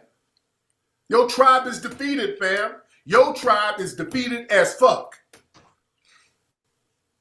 Stop bragging about your goddamn tribe. Your tribe. Okay, you see, he's trying to hold it together with these guys, but they didn't let it happen. Tribe is defeated. Your tribe is over there defeated like a motherfucker. That's just the long and short of it. Ain't trying to shit on your traditions, your customs, all that stuff, but your tribe has been defeated by the white. And by the way, I appreciate the likes, you guys. I didn't even say like, you guys already like. Thank you. White supremacists don't mean shit. And also, that tribal thing is a cloak to hide your coonery for the most part. Because niggas get over here and be like, hey, peace, Charlie Phillips. He said, nowadays you can be whatever you want in the U.S. Right. Let me make sure he a mod. I gotta put those on code on as a moderator. I gotta do that. Peace to Watcher. I don't like. We don't be around. I didn't pick the Watcher. I didn't pick the links yet. I didn't get a chance. I've been really tied up. But tomorrow, early in the morning, it's going down. I'm a cooker, trust me. The Watcher, listen, man. Listen to what I'm saying. The insight, you see how I'm talking to you in the text, right? I'm looking at applications, okay? The stuff, the information that you can't reveal to the public, you gotta let us know. The Watcher, listen, man. Okay, you kind of lost faith in me. You agreed that 304. You're sold on her. Unless she was in the business herself, bro, she's just guessing and winging it. She does not know. Okay, and a few questions from me to her, or if I watch her links, I would know right away if she's just faking it and winging it, or she actually knows because she was in the business. The only way you know, if you're in the business. Ain't none of y'all know what I know. Because y'all not in the business. And you'll never know. Because you don't even know what to know. I'm in the business. I know what to know. Okay, I'm hearing the conversations. Okay, I'm hearing the personal, testimonies. Somebody tell me, hey, I'm homeless in the car, but I get all that. She don't get that. And you don't either. And nobody does. I get that. I get the personal testimony you'll never hear. Okay. So that's why I know I already know she's capped anyway, but I'm gonna watch her videos. It's just gonna confirm that she's capped. Okay. And that's why I am who I am. Because I'm privy to the information. African Americans, not because we don't like them, but we like to be around our own tribal people. We have our own traditions. He said more fake. Yes, man. What I'm presupposing, because most people who know this stuff, like there's no information on the men. Is what I'm trying to tell you. Like, there's no information on the men. If the data is only on the women, the data is only on the women. The men are no longer, they're not involved. These are single parent mothers. The only time you hear the man is when he got put down absentee father. Okay, the only time you hear about the man is when she got listed as absentee father. After that, everything is about the money, about what she got going on, her assets. That's too much information. You dig? They sit up, they claim they don't really rock with us because they got their own tribes and they like to be around their own tribes. Except when white mommy and daddy come around. Peace, Pastor. When white mommy and daddy come around, all of a sudden, all lives matter.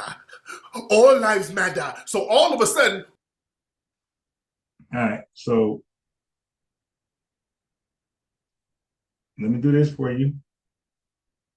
Okay, so let me take a wrench away because you're hopping into a private conversation between me and the watcher. This has nothing to do with Trick Nasheed.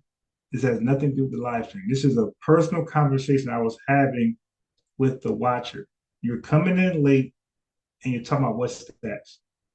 You're coming in late and you have no idea. I'm talking to what I do professionally in a private conversation I had with the watcher. It has nothing to do with this live stream. It has nothing to do with you. You're hopping in late and you're talking shit. So I gotta take your wrench because you didn't earn it the right way. White mommy and white daddy, they got on a kente cloth and they doing a little tribal dance with you. You let them in. So sometimes if you come here often, you'll know that I will talk about things that has nothing to do with the live. Like I'm not a Tariq Nasheedite. Okay, I'm not a Tariq Nasheedite. I don't believe everything he says is gold. I don't believe everything you say is gold. I don't believe in. Okay, I'm a real man that had my own life world experiences. Okay, and my perspective is more golden than whoever else's. Okay, I will consider yours. I will consider Tariq Nasheed's, but nobody world experience is more important than my own. What I trust my eyes more than his. I trust my eyes more than yours. Okay, so a lot of y'all, what y'all do is y'all come to these spaces and y'all believe everybody is a Tariq Nasheedite. Okay, there's a lot of things he say that's on point, and there's some things he say that's off point. And I am unbiased sports. I'm an investigative journalist who keeps it real, who gives you all of the information, whether I like it or dislike it. I already showed that earlier. I'm talking about hip hop. You're coming in late, and instead of observing the confirmation, instead of observing the confirmation and getting the feel of what we're talking about and then make a comment, you come in right away and hear stats and say, what stats? Okay. All right, bro. You ain't got no problem letting Zaddy and White Mom. It ain't your first time here because you have a wrench. So that's a lot. And that's why I wrench people up. I wrench people up just to know who's first time and who's not. Really, that's like the main reason why I do it. But because you came in challenging, and you didn't know what you're challenging. I'm talking about my personal stats as a profession, which is true. What are you talking about? I handle applications. Okay. So when you fill out an application, you put your personal information there. I'm looking at it. What are you talking about? Ain't no faking that. I'm looking at it. And anybody in the same profession would know what I know is true. And you didn't even know what I was talking about. You didn't know what I was talking about. It had nothing to do with FBA. And it had nothing to do with the live stream. It was a side. I even said, hey guys, side topic, or maybe I didn't. But if I did, I made it clear. Maybe I didn't, but I was definitely just addressing the watcher. Now that part is undeniable. I was addressing my text message with the watcher. I said, and look what he's typing. He's typing our conversation. That's why you gotta be more observant. Stop running, trying looking for a debate. You ain't gonna fuck with me anyway in a debate. Can't beat me for shit. I can send a link right now. Matter of fact, let me do that. In case you think you could fuck with me in a debate, let me put this link in there. This goes to anybody else too. You put this link in there in case you really or anybody else really think they could fuck with me in a debate. Hold on. Put this link in there in the chat. If any of y'all niggas think y'all could fuck with me in a debate here, you put this in the chat right now. Okay, because I'm gonna be on for 40 more minutes, the most, and And in case one of y'all think I could what stats and all type of shit, here you go. Ask the what stats on the live stream. I got a phone number too. Okay, you don't know my name is Can Man. Anybody can get it. Africans, Puerto Ricans, you can, your mama can, anybody can get it. Here you go. But not just you. This is for anybody who's been listening for these last hour and a half that think something I said was wrong. Okay.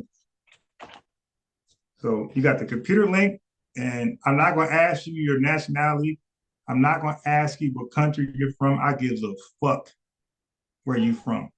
Okay. I give a fuck if you're FBA or not. I don't care. Okay. The challenge for anybody. I'm not going to ask none of that shit. All right. So when y'all think y'all can challenge me, go ahead, click that link or call that phone number. You can call anonymous. I don't give a fuck. Mommy up in the damn tribe. All the tribal customs go right out the window when white mommy and white daddy come through. Give me a break. Don't use your tribe to hide your coonery.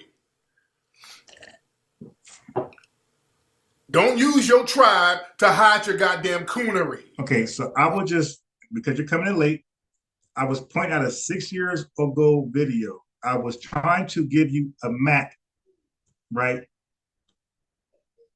Where, how did he get to where he was at now? Okay, because again, I'm an investigative journalist, so I go back and watch the videos you guys won't watch. In your free time, you're having fun doing what you do. My free time, I'm watching videos, I'm reading articles, and I'm just researching because that's what I do. And people fuck with me because that's what I do. So I'm not gonna change. So I went back 6 years ago to show you how he came to the conclusion of FBA, tether, and delineation. I'm showing you. So right now, 6 years ago, he was trying to warn Africans, FBAs, and West Indians, hey, the tribalism y'all have amongst yourselves, drop them. They don't benefit you. White supremacy is at the helm of all of it. So he's saying, yo, let's stay on code. But he's getting pushback from, at this point, predominantly continental Africans. They're the only ones who are not trying to be on code. Okay, and he's starting to see the pattern because these people are commenting and they have a flag representing their profile. He's saying these flags are normally foreigners.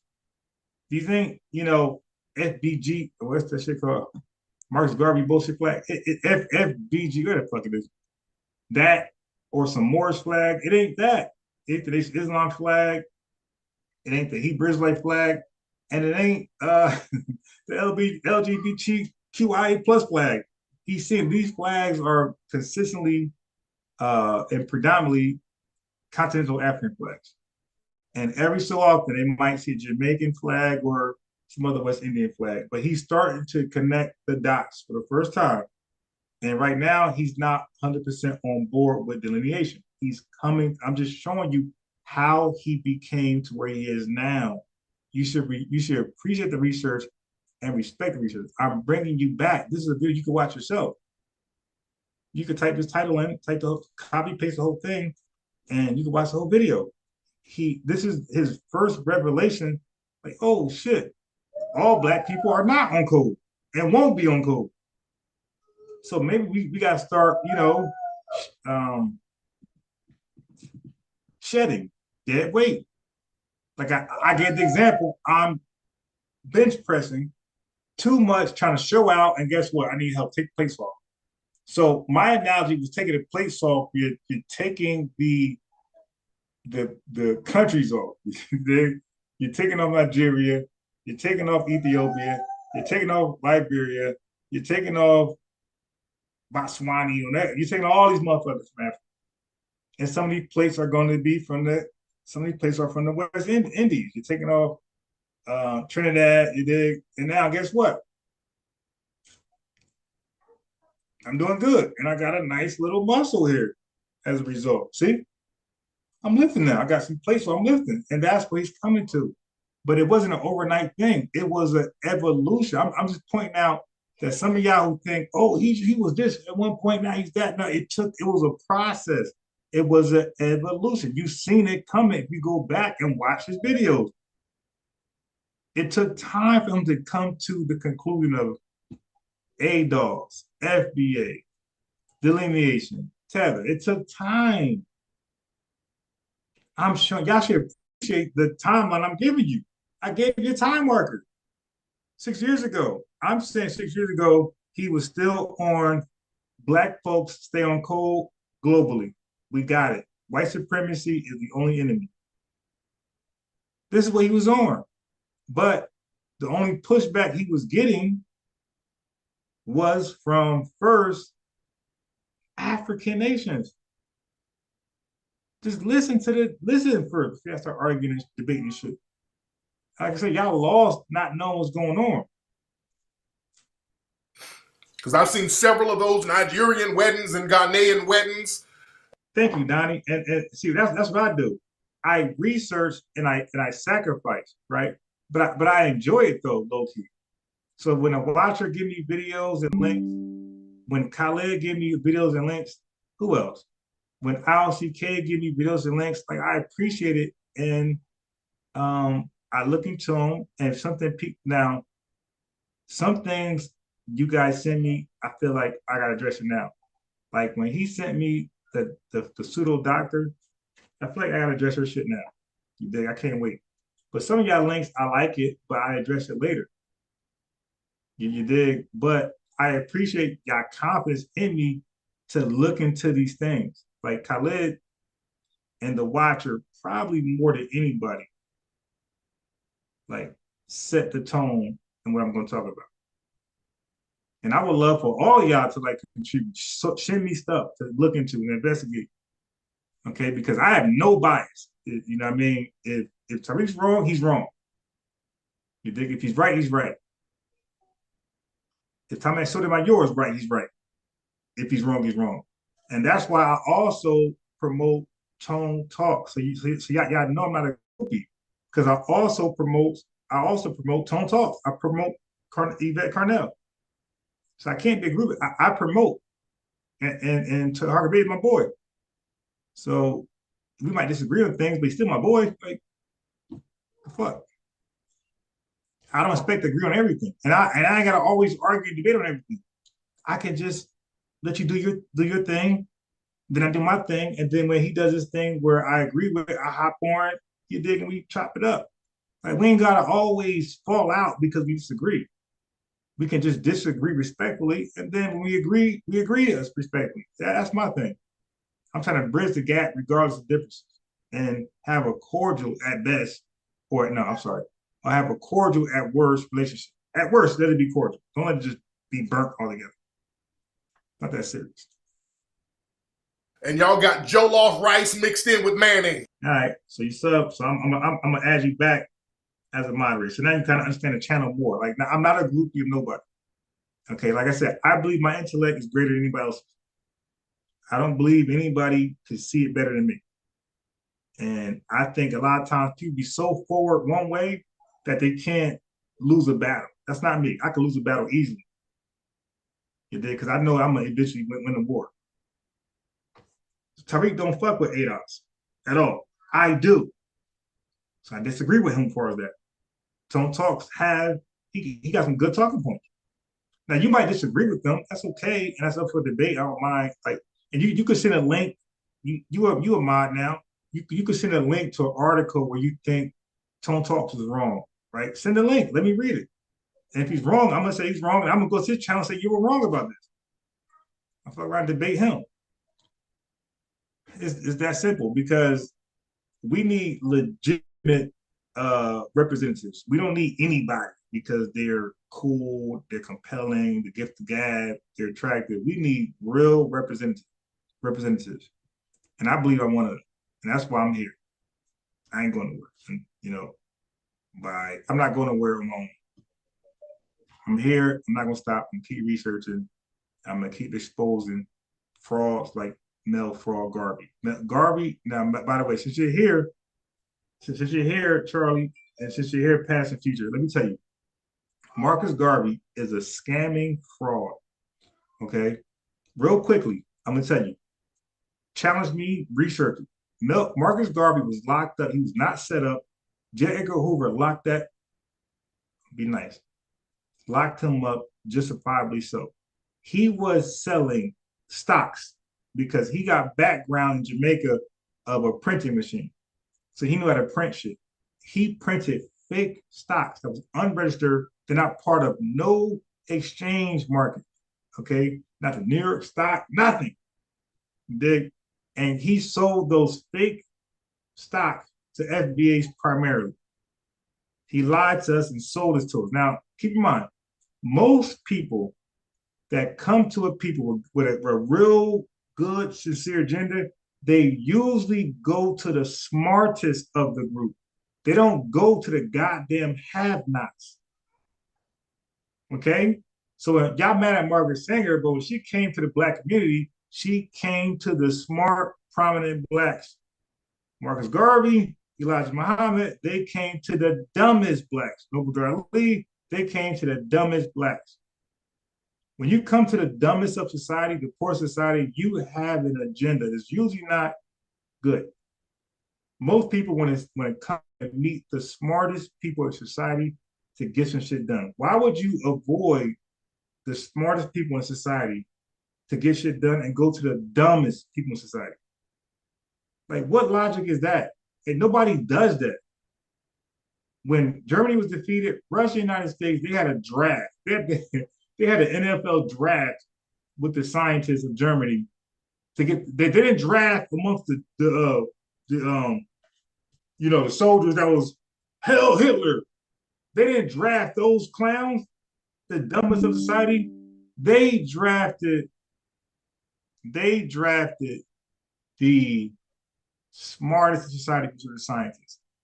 But for some reason, when it comes to Black culture, the real agents, we call FBIs, they go to the dumbest of society because they're easy to manipulate, but they won't go to the smart society. They're the hardest to manipulate. It just makes fucking sense. And if you really believe that what you got in your heart makes sense, you go to the smartest. They'll help you get it done. You don't go to the dumbest of society. That's what everybody do.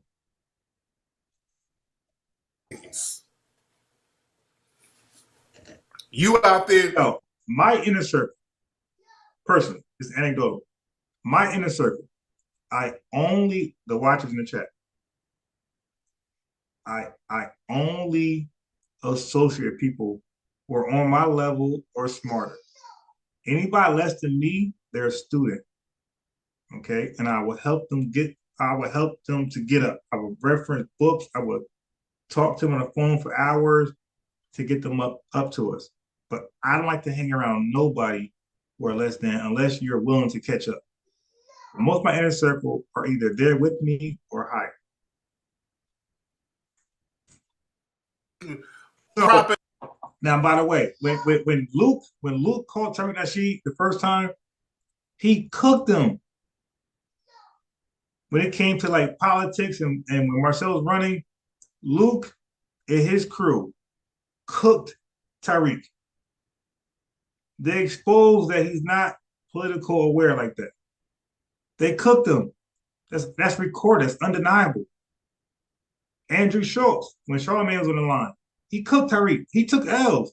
He won more than he lost, but he took L's, bro. I seen it. Andrew Schultz cooked them, and Luke and his team cooked them. But these are learning lessons. I'm sure he's trying to learn from it, but he got cooked. Up Zaddy.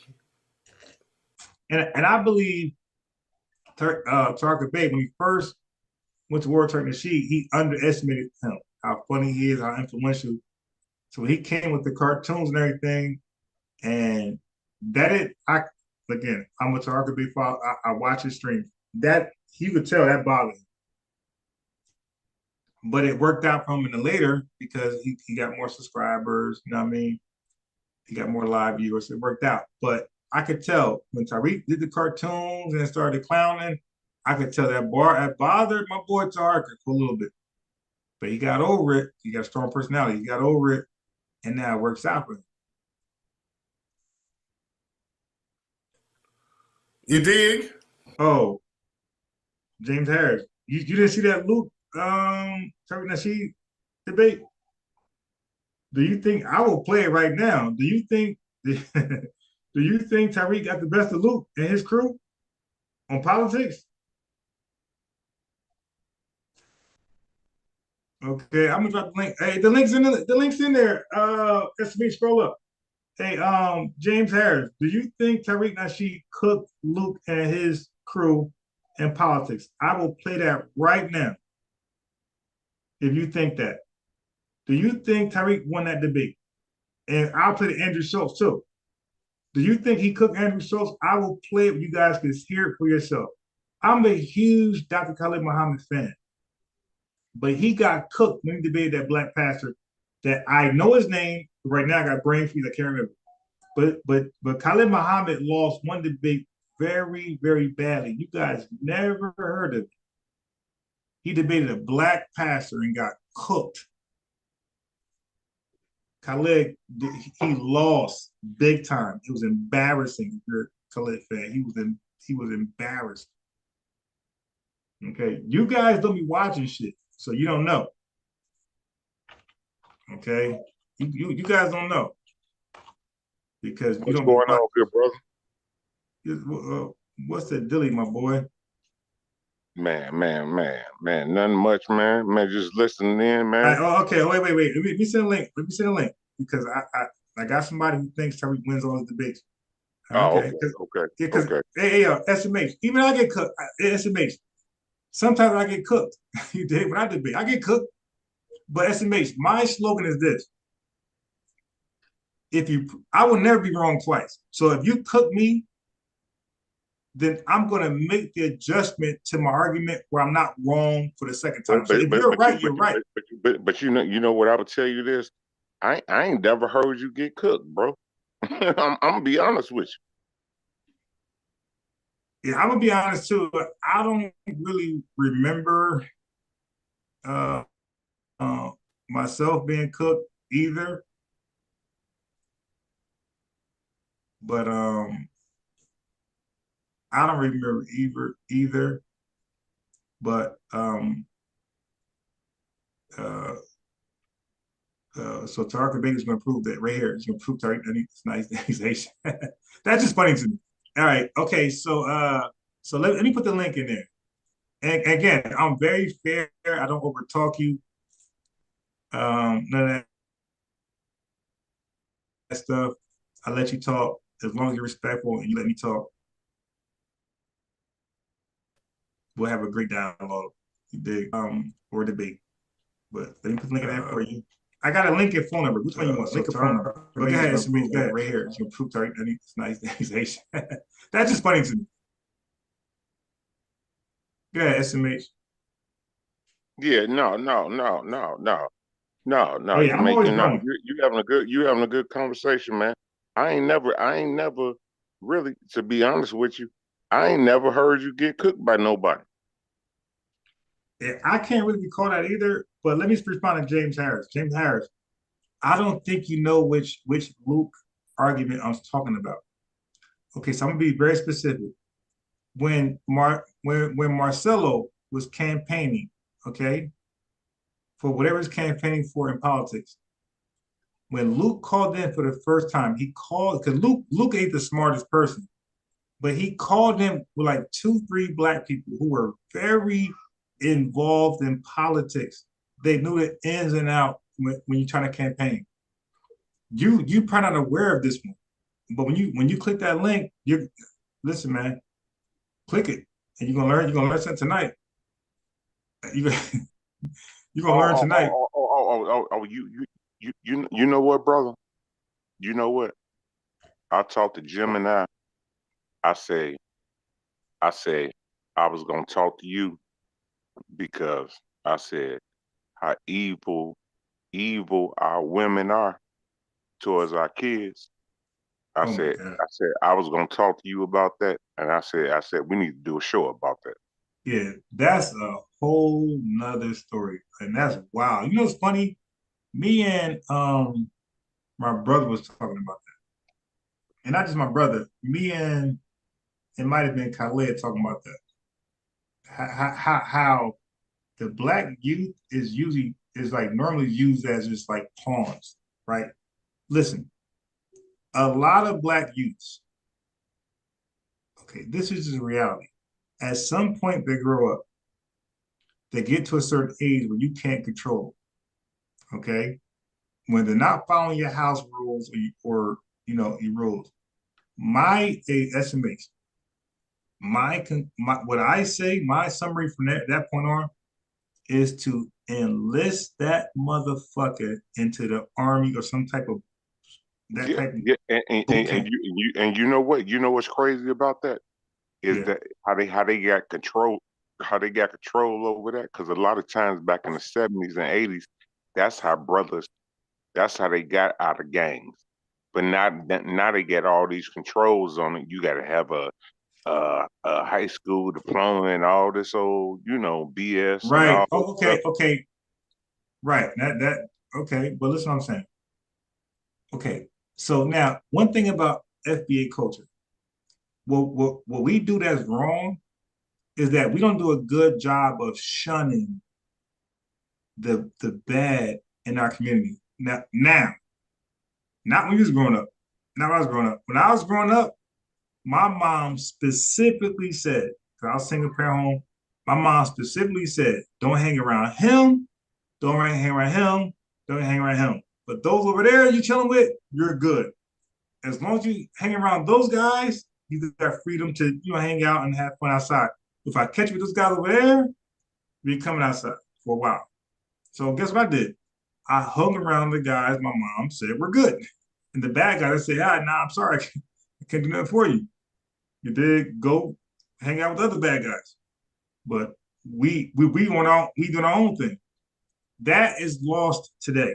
Like today, moms let their kids, girls and boys, go.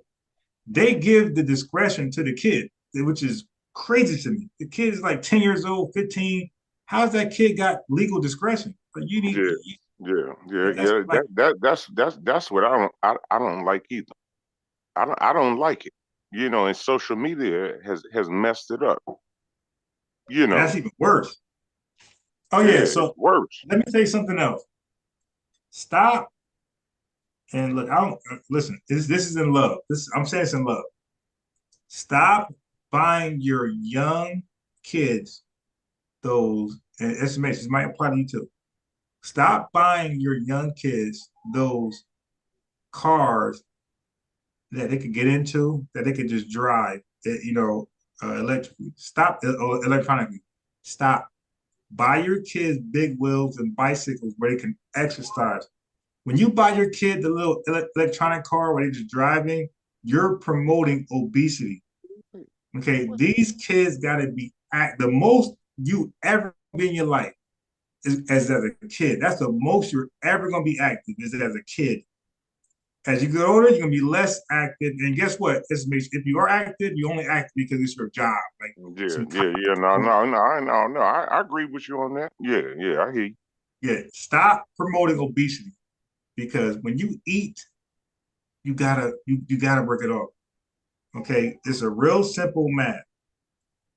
The calories you take in are the same calories you gotta work off.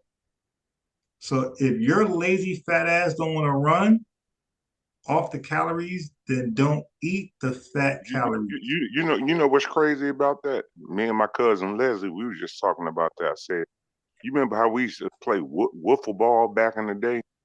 I said these kids that they don't do that. Nah, They on their they're in a phone. phone all They day, on but their phones all day. they eat like their big ass mother. Hey, yo, Yeah. look, 80% of black women, or yes, so that means when I say black, that's Haitian, that's Jamaican, that's African, that's FBA. When I say black, that's the black family. That's not just one. It's everybody. 80% of black women in America are obese. And I believe it's higher. And see, that's the average. But certain states is even higher. Out here, where I'm at, South Carolina, is higher. It's like 95%. Bro, I rarely see a black woman in shape. Rarely. They're almost all obese. So if you got an obese parent, guess what?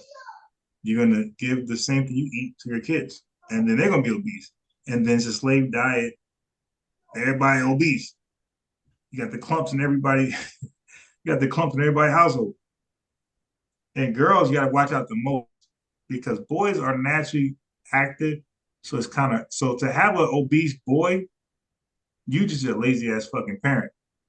Okay. But to have an obese girl is different because it's not too many activities that's I set out there for them to be active. Like boys can just chase, lightning bugs or fireflies.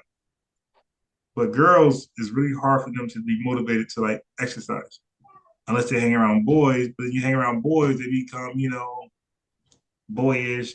So it's, we got to figure it out.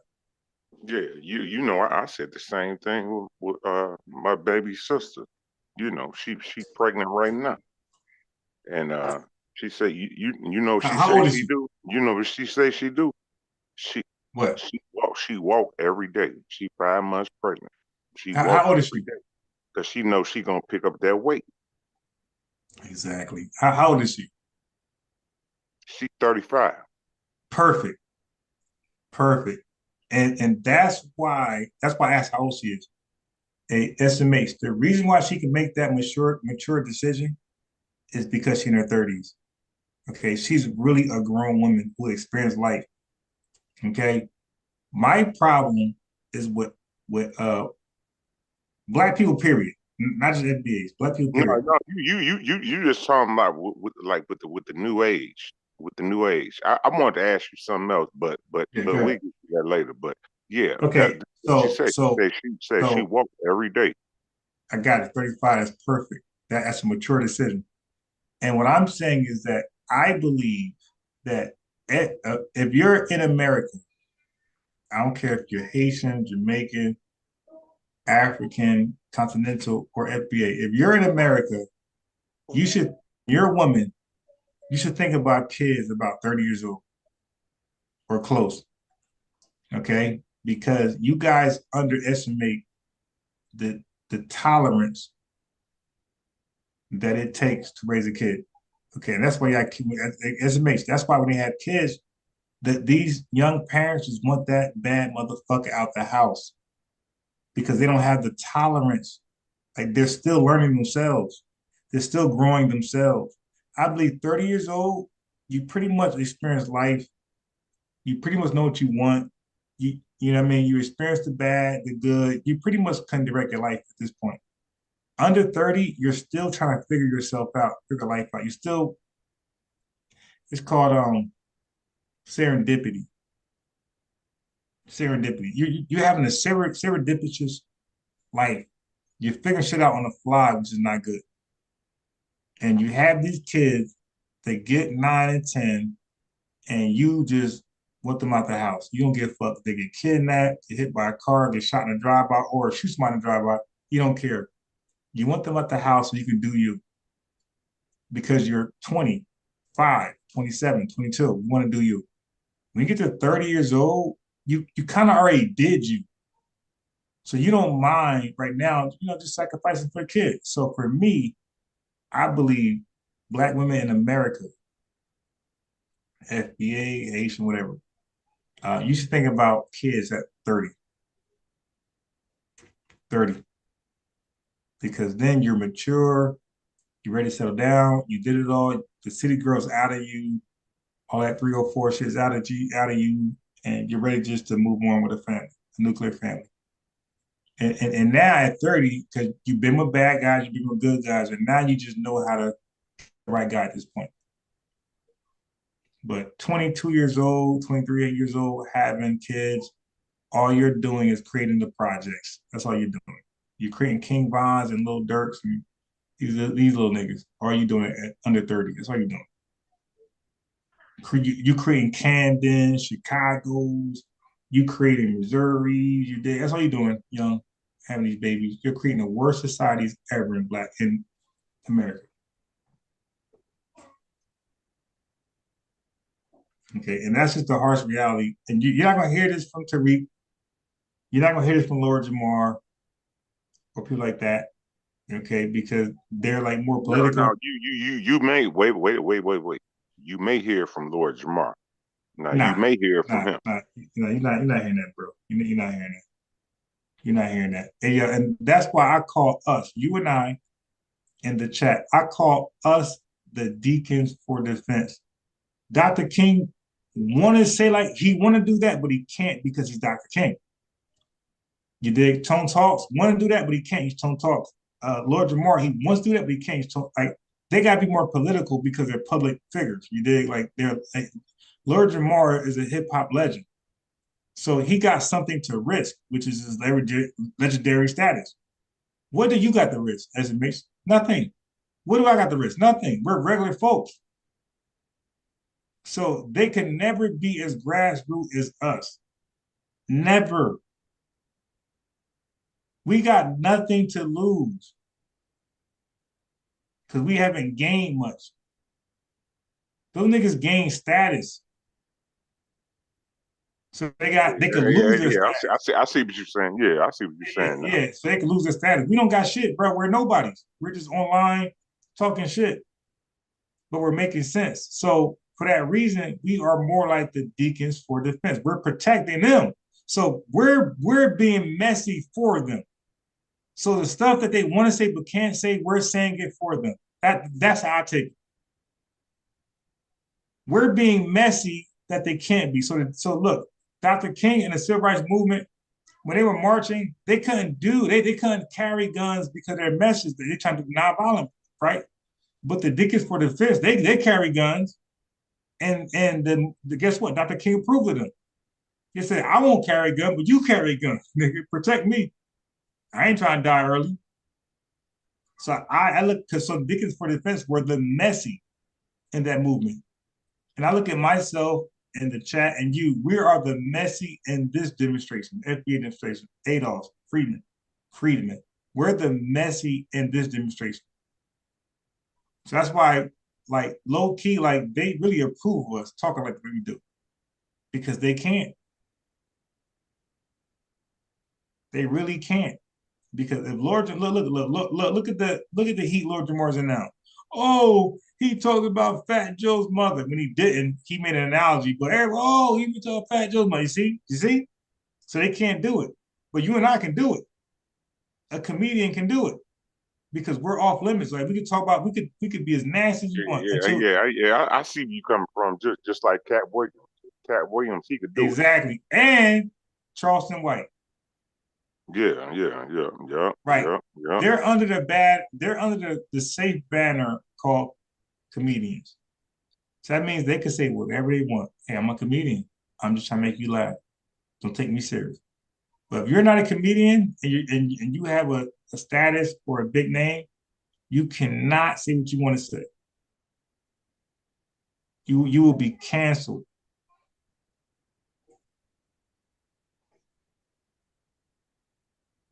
You dig? And that's the advantage we got. And guess what? We need to do it as much as we do it until we become, because at some point, they're going to catapult us to the status that we can't do it no more. You dig? So like you think Mr. Louis Farrakhan want to go hard? He can't. That's why he talks the way he talks. He can't. Because of the status that he arose to. You can't. Like, he's known as a Black leader. So if you say something crazy, he represents the whole Black nation. And guess what? They're going to ask us about his crazy ass remarks. So he got to be politically correct. Yeah. You know what? You know what's crazy about that? Yes, sir. Me and my buddy, we was talking about this. Not to cut your wisdom. We was just talking about this. One of the guys from down south. His name is Gordon. He's always say, y'all's president and this and that. He used to always ask, what you think about Louis Farrakhan? And that's funny you bring that up. Mm-hmm. Yeah. Yeah, and so you ask him, what about him? Yeah, that's what I asked him. I asked him. I say, what about him? Yeah, what about him? So listen, I just got 50 new subscribers like the last month. Okay, 50.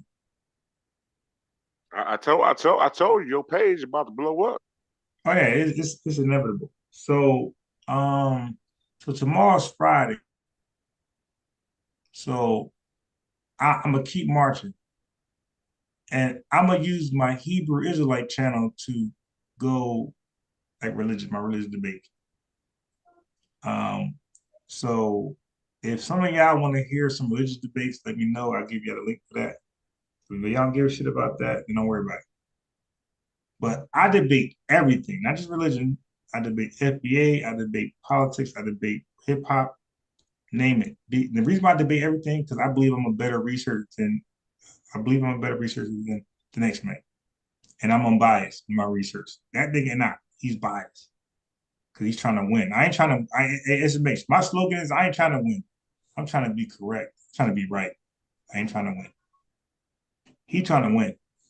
So he will skip information and lie and deceive and be disingenuous. I ain't trying to win. I'm trying to be correct. I'm trying to be right. I'm trying to be on the right side of history.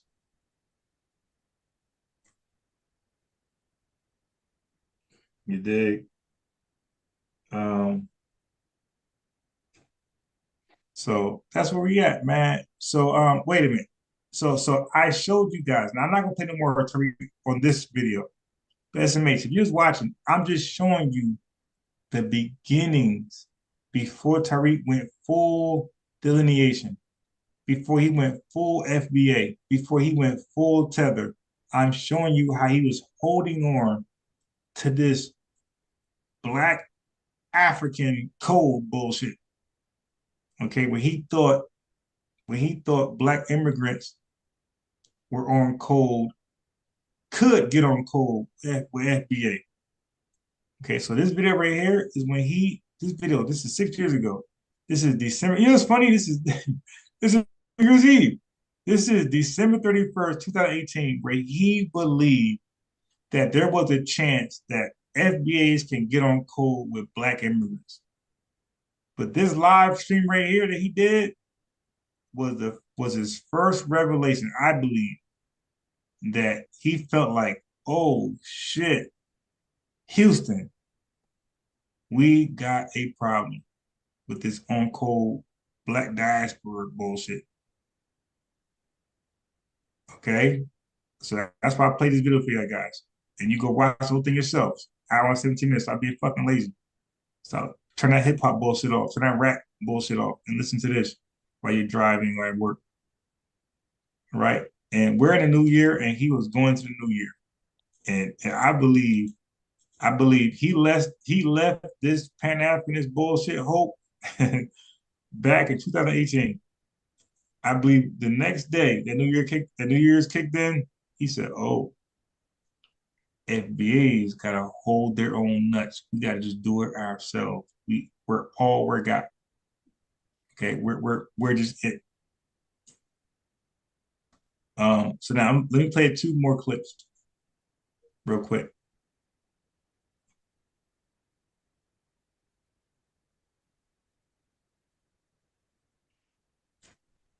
And yo, keep in mind, like people know who I am. Like I said, I'm the most famous unfamous person in this shit. So what they're trying to do is listen. So I'm exposed what they're trying to do. What they're trying to do is they're trying to wait till I get like 100 subscribers. I mean live viewers. They're trying to wait till I get 100 live viewers, 200 live viewers before they want to join the live. Okay. No, So, but I'm biased. Let me tell you this. Yes, man, yes, just keep doing what you're doing, man. You see, your page gonna keep blowing up. I'm telling you, bro. Oh yeah. I know that. And guess what? It's me. Whoever they're calling by now, and they're waiting for when I'm 80 live viewers watching, 90, 100, 200, 300. You're not getting on. You're not getting on. So when you guys watch from the outside, wait for me to get big before you hop on. You're not getting on. You can keep hope alive all you want. You're not getting on. All right, so Ed, roll the clip.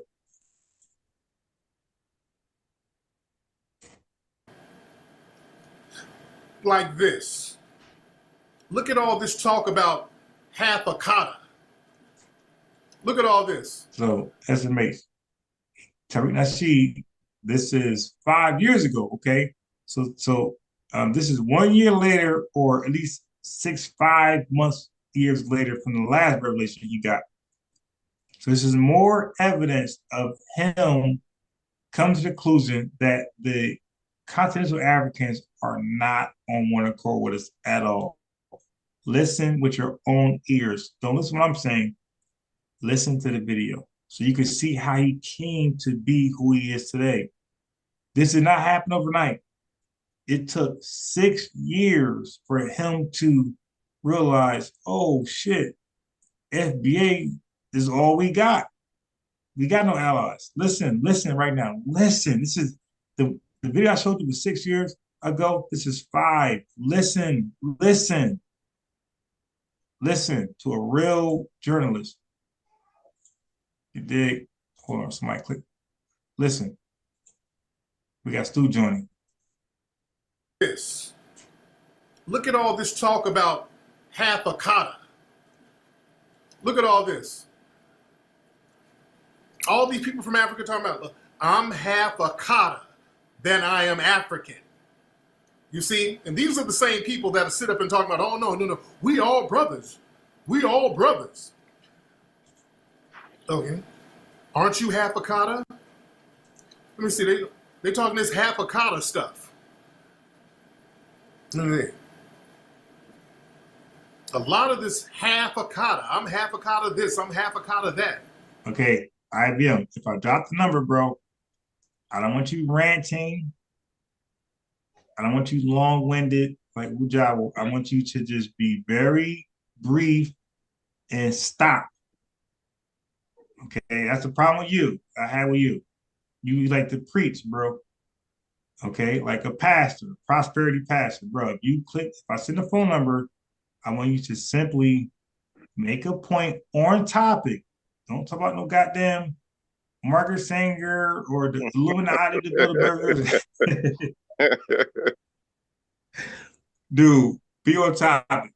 Okay, so Stu P, I want you to be brief as well. Okay.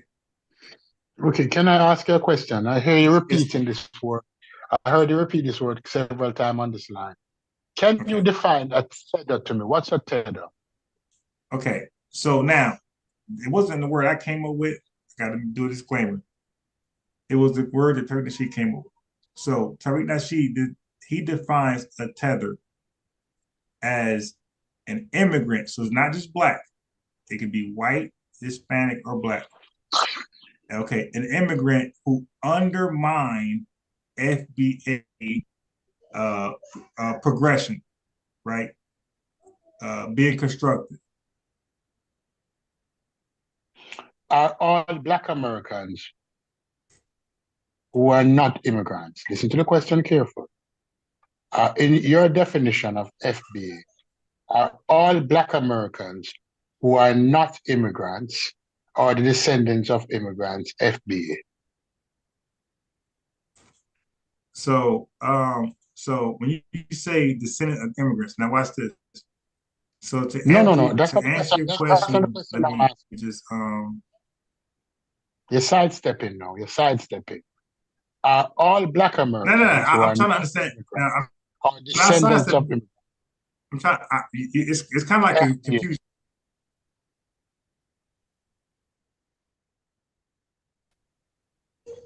Wait, hold on. Wait. Before you go, hold on 1 second. I'm trying to send the number to IBM, and as a result, when I click on new tab, my computer freezes and you just went in and out. So let me just send the phone number to IBM first, so I can close this tab. Each tab I open up freezes my computer until I get a better one. Okay, so just hold on real fast, so I can close. Right now, as you can see, I'm sharing the chat. So let me close this out first before you go. And I'm not sidestepping because, to be honest, I'm full of myself. I don't think I could lose anybody in the debate. So I'm not sidestepping. I'm really confident in my abilities. All right. So I close it out. Go ahead again, Stu. I'm asking a simple question. Let's eliminate the immigrants. All right, wait. But slow it down. It's simple, people. but it's fast. Slow it down so I can catch up with you. Go ahead. All right, listen to the question carefully. Yeah. I'm eliminating everybody who are immigrants or the descendants of immigrants, Right. and I'm left with one group, Black Americans. Right. Are all Black Americans FBA? Yeah.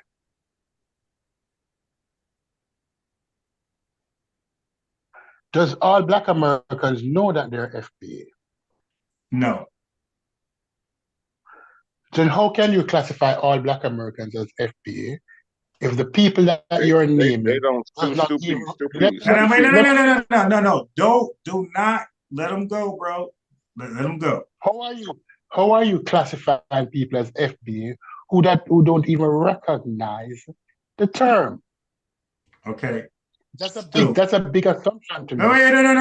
Don't give a conclusion. You asked the question, don't give a conclusion.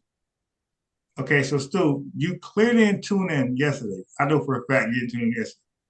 Stu, even today, early today, Stu. Watch this. I got you, bro. Now listen for the answer.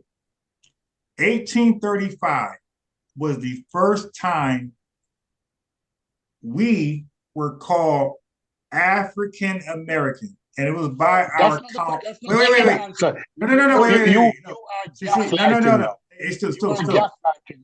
You cannot answer the Still. Listen to the answer. No, this is part of it, bro. I was totally quiet when you asked the question.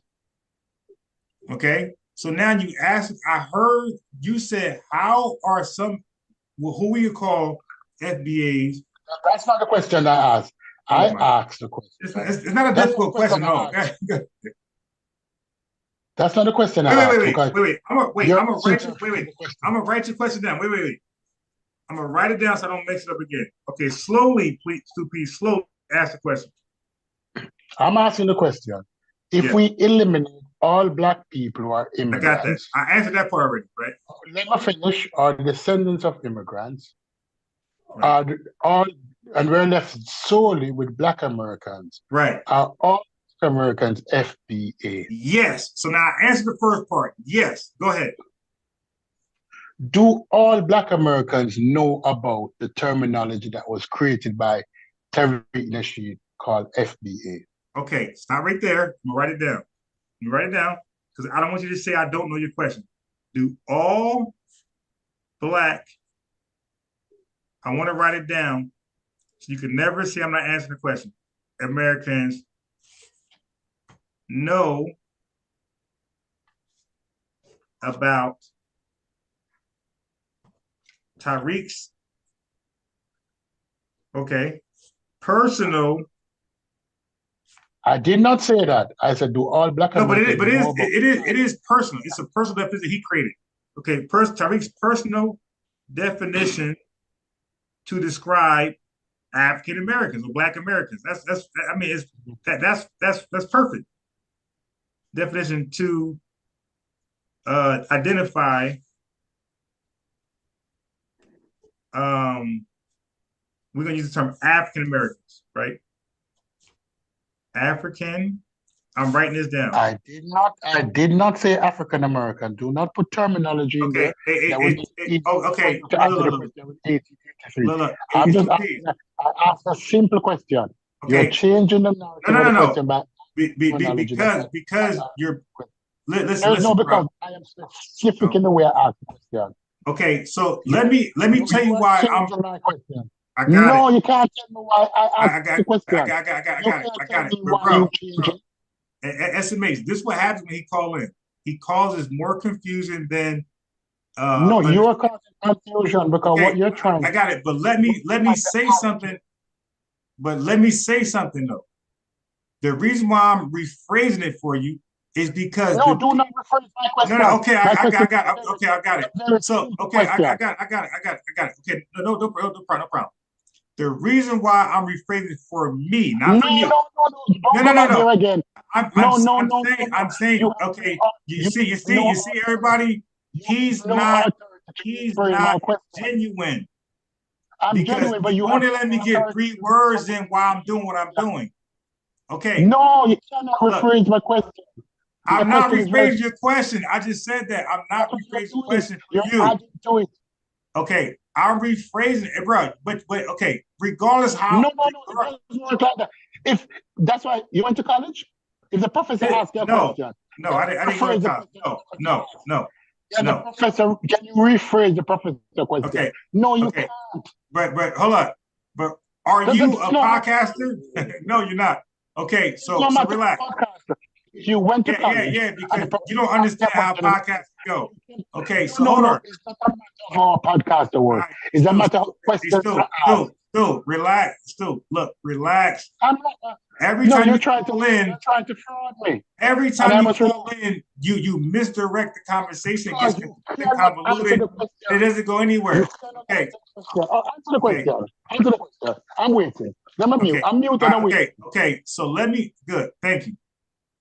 So the reason why I rephrased the question to this: do all Black Americans know about Tariq's personal definition? Because it was a personal definition. Why you got a problem with that? It was a Tariq personal definition to identify African Americans. Why do I say that? It's because these people who he's calling FBA, they had a prior identification. And they identified themselves as African American before Tariq came over with FBA. Before Tone came with Adolf, they called themselves African American. There's nothing wrong with me putting that on the record. He has an agenda. I don't. Okay, so now, I rephrase it to, do all Black Americans know about Tariq's personal definition to identify his audience, who are identified as African Americans? I can show you a screenshot where if you fill out an application for housing, you're going to be notified or identified as African American. That's common goddamn sense. Okay, so now to answer your question, I'm going to be quiet. To answer your question, no. 2 P's, go. And I'm gonna watch this. I won't cut him off. At all.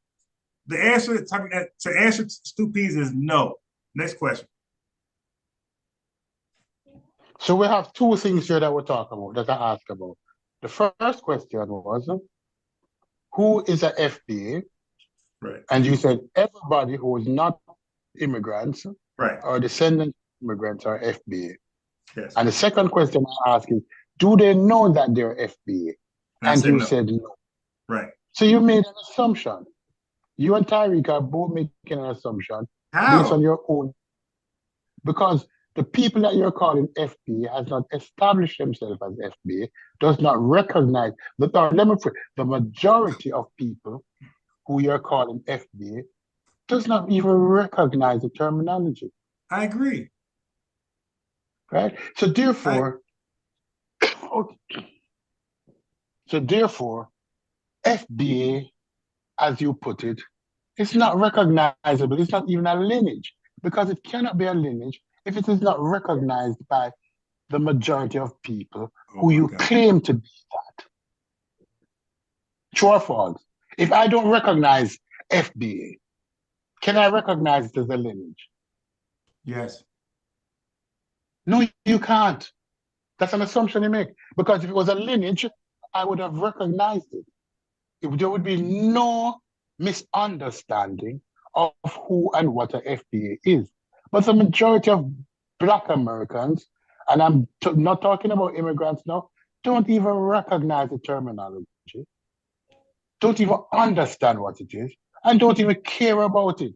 It is an agenda that is being pushed by Tariq, and brainwash people who listen to Tariq consistently begin to believe it. If people don't recognize it or don't even define it, how can it be a lineage? Okay. So as you can see, I got respect for stupees and anybody who has opposition views. I don't mind. I don't mind. Okay. So now, what I was trying to point out to stupees, he cut me off. I could save him some time for that right there. 1835 was the first time the word African American was used to identify the Negroes. Now, the person who came with African American was white. Now, Stupee's question: did all Negroes accept the term African American? No, they didn't. But they were still identified as African American by this white man in 1835. They didn't change shit. Now watch this. From Emancipation Proclamation all the way until 1868. Okay, so now this is me, some bias sports. I know Black American history. All right. Okay. So I know Black American history. That's why you got the right guy. So from 1835 until 1968, the word African American was conceived from a white guy to identify Negroes and colors. Okay. Did it stick? Was it widely accepted with Negroes and colors? No, it wasn't. But it was still established. And watch this. It wasn't used as popular as Negro and color all the way until 1969, where the African American Coalition people came up and instituted African American. Okay, 1969, when they said, "Hey, y'all Negroes and colors or Black people, you know you're African American, right?" Did they agree to that term? Now they started to agree, because at that point we started to call ourselves African Americans all the way to the 1990s. In the 1990s, we shifted towards Black Americans. We went away from African American. Okay, so now, overall, and I'm gonna be quiet. I'm always very short and to the point. So the term, put it in trash, the word Negro was an attempt to identify us, who I call FBAs. The term color was an attempt to identify FBAs. But the reason why I keep shifting, because at some point we don't believe that's enough to identify. Like, nah, something missing. Color, the fuck is that? Black, what's black? Like nobody's black. African American, that's Elon Musk. So we start to look through the bullshit. Like, yo, anybody can be called black. Anybody, because you got Panamanians who are very dark. I work with Panamanians. They don't consider themselves black at all. Right? But they look darker. They're darker than me. Look how light I am. They're darker than me, but they're not black. You got Indians who are darker than me, who don't believe they're Indian. Don't believe they're black. You got Hispanics and so forth, so forth. You know, I'm going Arabs. They're darker than me and don't believe they're black. So we felt like black ain't it. Because these guys are black, but they ain't black somehow. So we continuously try to seek for the right and correct identification that paints us. Now, Stu Pease, you wasn't here for last night. So now I went to the term African American. And when you in Wikipedia, the term African American primarily identifies us, who you would call us today, Black Americans. But Wikipedia said Black immigrants will sometimes come to this country, 1970s, 80s, 90s, and also call themselves Black Americans. These are clear immigrants, 1990, 1980, Black immigrants, 1990, 1980, 1970. And they will borrow the term Black American. It said majority don't do it, but some did. Okay, so that some to us is more than enough. It's like, well, that term is not exclusive for us. Marcus Garvey called Jamaicans Negroes. When he was mad at them for not getting on board, he called them lazy Negroes. So again, that term Negroes was extended to Jamaicans, and whoever Marcus Garvey was mad at, that was Black. So it wasn't exclusive to the American experience. So all these terminologies that are applied to us, none of them seem to be exclusive, reserved just for Black Americans, and not even Black Americans, because Africans are Black, Jamaicans Black, Dominicans Black, Haitians Black, Panamanians are Black. They moved to America, now they're American, so they also Black American. So we are looking for a term to uniquely distinguish us from our other Black family members. Just like Jamaica, you're Jamaica, it's real clear where you're from and who you are.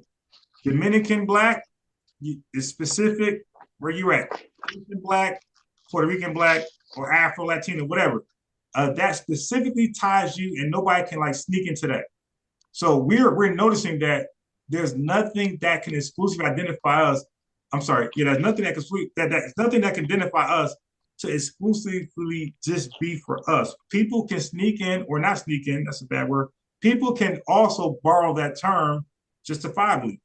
So Tariq's, he came late, he admit that ADOS people started to say, you know what, we need a term where it's just speaking about Black Americans.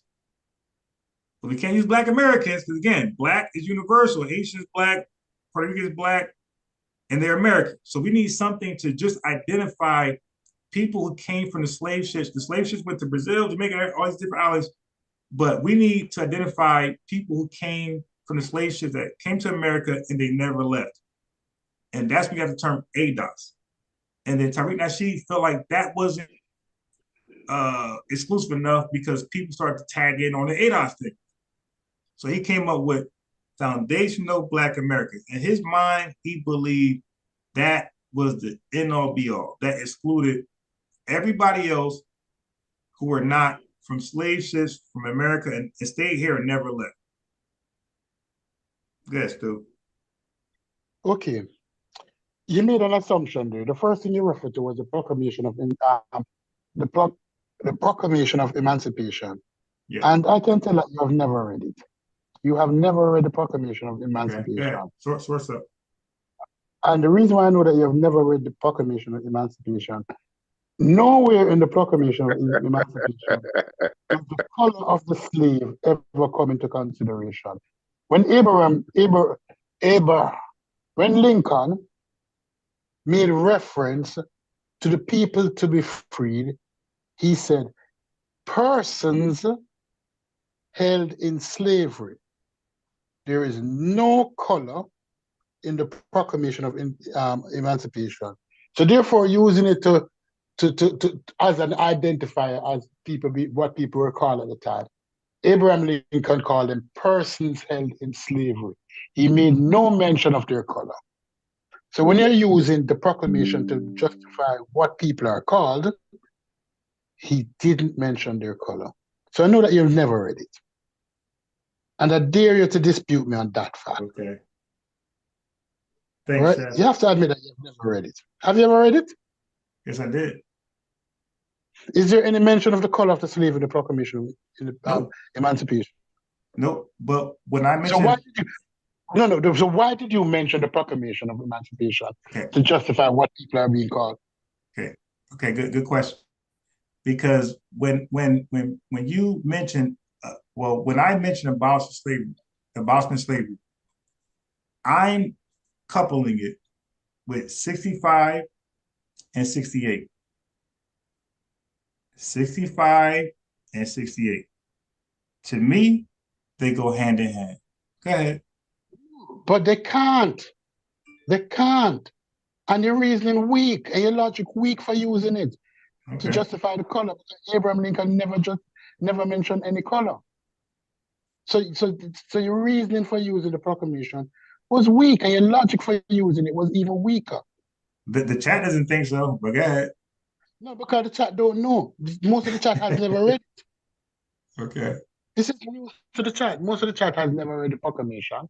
And it referred to people as persons. The beautiful thing about the proclamation is that because it eliminated color, if we should stand by the proclamation and say, okay, persons held in slavery should be freed, that means he's calling them persons. Okay, interrupting me now. Go ahead, my bad, go ahead. them persons, just as how we call white people person, Chinese people person, Italian people persons, British people persons. So he was basically saying that there's no separation of freedom based on color because he didn't identify color as a matrix to determine whether a man is a person or is not a person. That's a beautiful thing about the proclamation. If you read it and break it down, it will tell you that he called them persons, just like how he would identify white people as persons. So the proclamation not only give you freedom, but give you a sense of equality. He was trying to remove that barrier or that indicator to say, oh, that person is a good black actor. No, that person is a good actor because person, the terminology person has no racial identifier.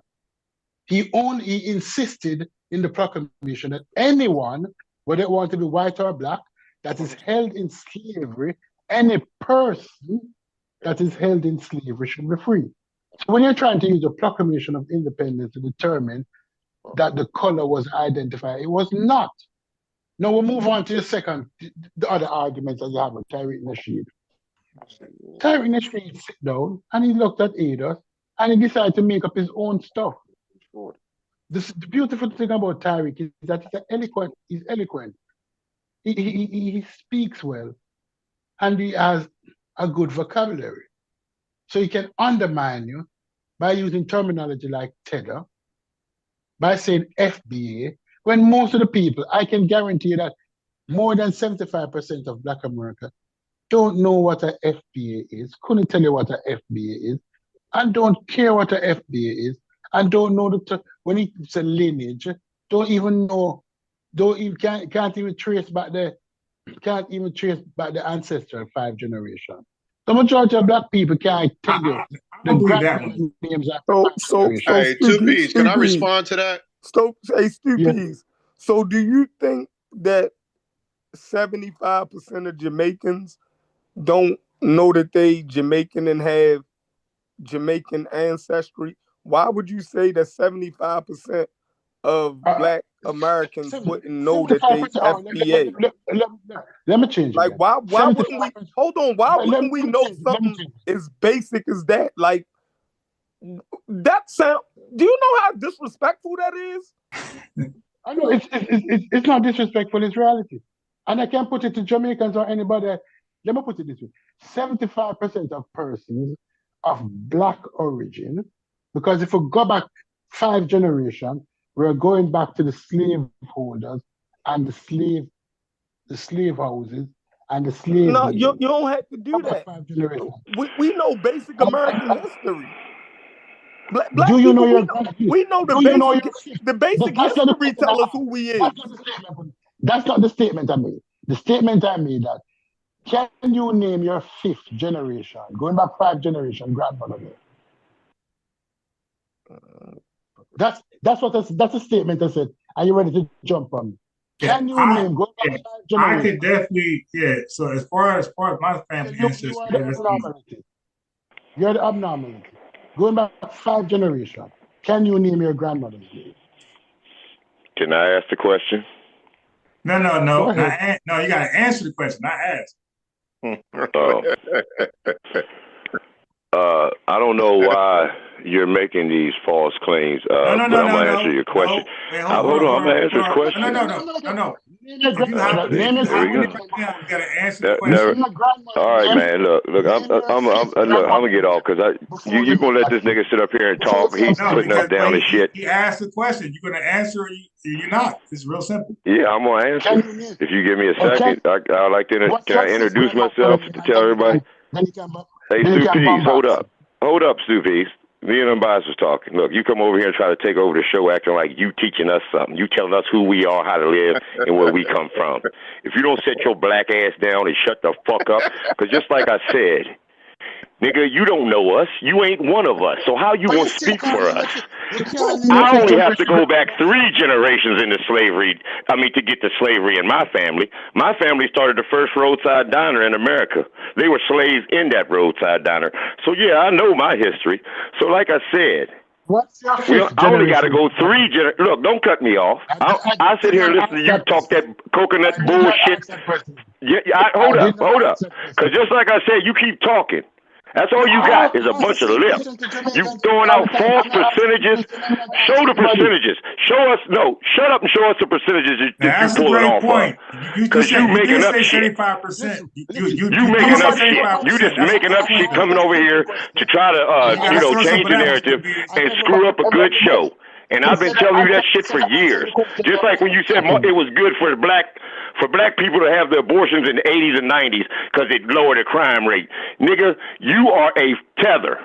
You try to act like us. You try to talk like us. You steal our swag, but then you come over here and try to tell us how to live when you niggas don't even got shoes over that motherfucker. Man, I'm telling you, like I said, a bunch of arrogant, retarded nonsense. And you don't worry about what the fuck we doing. You need to worry about talking to the king and the queen. No, talk to the king and queen for your reparations, nigga. Because America ain't got shit to do with Jamaica. Wait. IBM is still, hold 1 second. Yo. Yeah, let say sport to go. All they can do is cuss me out. All anybody on the panel can do is cuss me out. Because you disrespecting my ancestors. You IBM, fucking coconut eating. I don't want to mute you. Hold. Any person who can. IBM is 2 P's. Hold on real fast. IBM is 2 P's. Hold, please. Hold. All right, let's say sport because he's a first time caller. Let him speak for a second. Hey, all right. Peace and blessings, everybody. Thank you so much for having me on Bias Sports. And then 2 P's get to respond. Go ahead. Peace, beloved. I don't care if 99% of African Americans don't know what FBA means. I can see the disdain for the children of the diaspora because we want to delineate from them. So that's obvious, number one. Number two is all the years that Black Americans been rocking with Africa, Pan-African, we love Africa. We love all the brothers and sisters of the diaspora. We watch them start businesses, hire other groups of people, even hire other groups of people that put us in captivity and spit on us the whole time. I'm not talking about these individual relationships that we have, 2 Ps, because I'm cool with individual Jamaicans, but it's not going to force me to ignore the fact that the children of the diaspora have been very nasty to Black Americans and they've been very culturally racist to us. So I'm keeping it 100. I don't care if 100% of niggas don't know what FBA means. We foundational Black Americans. Y'all ain't got nothing to do with Michael Jordan, Michael Jackson, or nothing great we did. Claim your own shit. Shalom. All right, now run track. No. Back to track and field, nigga. I'd be a hold. And he addressed 2 P's, so let 2 P's respond.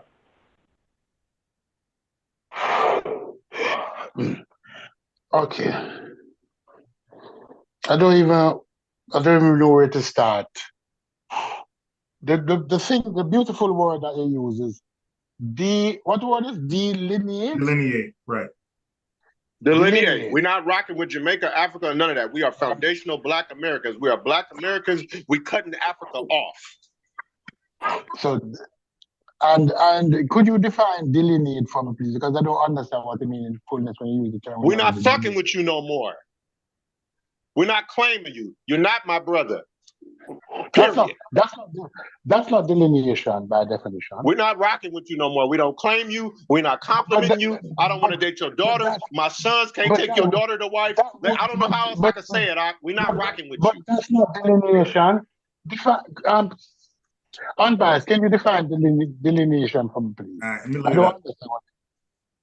And shout out to 2 Ps because he was the only brother who told Shabio to shut up over there when I was trying to talk. So 2 Ps, you the one to make it that I'm a rock with in the midst of this delineation because you did show me a lot of respect on the other platform. But to keep it real, 2 Ps, I can't ignore the cultural racism that Jamaicans have had towards Black Americans. So I can't ignore how y'all feel about us as a whole just because me and you cool, brother. Go ahead. No, man, no problem. We're having a conversation here. It's a conversation we're having, We might not agree with each other fully, but we're having a conversation. And I don't understand the terminology delineation because I've heard it all the time. To delineate mean that if I'm going in one direction, we're going to change the direction. We're changing the whole outlook, we're changing direction. That's what I understand by delineation. Now, how delineation work with the whole interaction with the diaspora and FBA, and I'm going to use FBA as how unbiased defined it, that all Americans who are not immigrants or descendants of immigrants are FBA.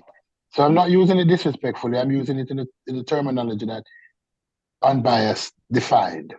Whether or not these people know that they're FBA, I'm calling all Black Americans who are not immigrants or descendants of immigrants FBA, whether they know it or not. So I'm not disrespecting the terminology. So now these people you're saying now is delineating, is moving away from interaction or former interaction that they may have had with immigrants or the descendants of immigrants. Correct? I didn't really hear you. Correct. I don't want to be too long-winded, Two Piece, but correct. Go ahead. Right. So correct. Although most Black Americans who live outside of urban areas have never really interacted with an immigrant who is Black. Would you agree with me or disagree with me on that? Most Black Americans who live outside of urban areas have never interacted with a Black immigrant. Would you agree with me or disagree with me on that? I would be more inclined to agree with you on that than disagree. Go ahead. Right.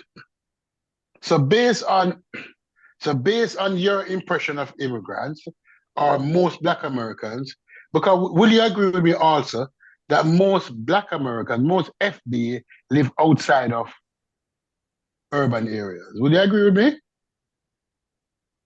If we look at the population of When you FBA, say outside of urban areas, right? You mean like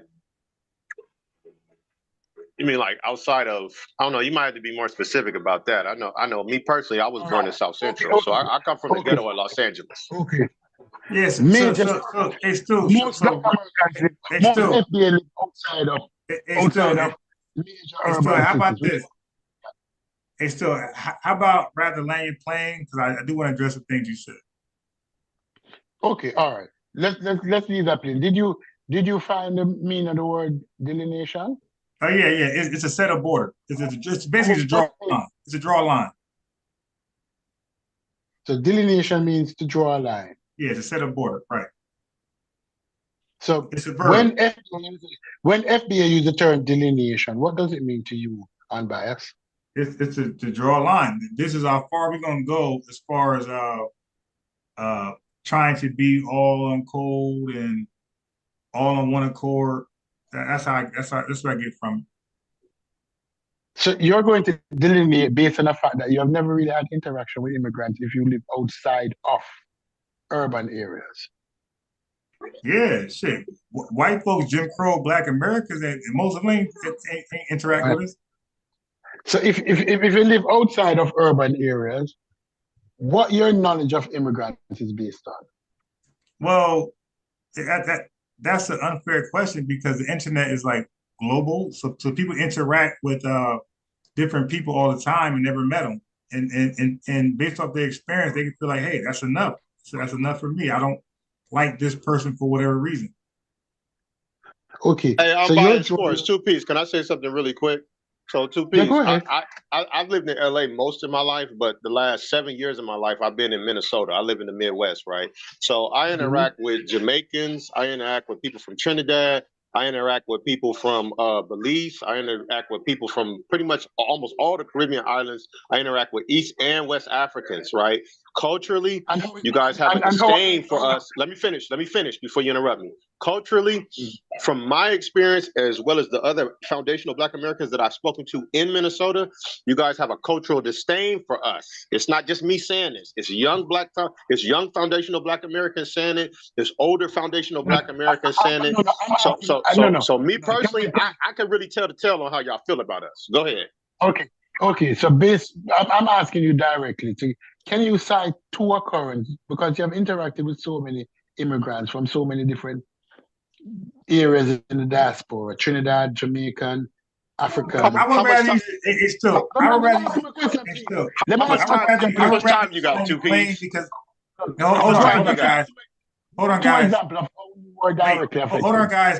I'm the person who got to get up at 5 a.m. in the morning. So I want 2Ps just to land his plane without the questions so I can come behind him, because I do want to respond. And if you keep asking questions, I will never get a chance to respond. I got to, go to bed. My playing that. Okay, so now I'm sharing my screen on Emancipation Proclamation, because you claim I never read it, which is, to me, I find disrespectful, because again, hold on. You don't have these books, by the way. You don't have Slavery by Another Name. You don't have the New Jim Crow. You don't have this right here. You don't have, you might have this, you might not. But I take pride of who I am in this country.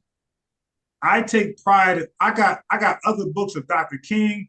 I got other books of civil rights movement. So I find it disrespectful to tell me, a Black American, FBA identified, self-identified, that I don't know what the Emancipation Proclamation is. So I got my screen shared for you, my brother, because you said race wasn't specified here. Okay.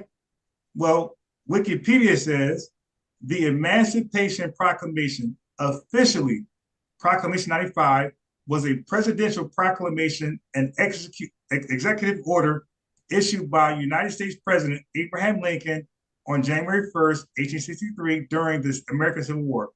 The proclamation had the effect of changing the legal status of more than 3 million enslaved African Americans. It does not say persons. And again, if you read the transcript of the I'm not done. But this is the I'm not done. I'm not done. You went. I'm quiet. Read the transcript. It says. I got you, my brother. But this. Read the transcript. It says. But he hopped in. He hopped in, brother. This is. You are dumb because I asked you to read the transcript. The transcript does not. No. Well, there's no okay. mention of race in the transcript. Stop being dumb. Look. Now look. He hops in. Is available. The transcript. Okay. I gotta mute you. He hops in and he does the first personal text. The first ad hominem. You're being dumb. I'm coming out because you're stupid. You're stupid.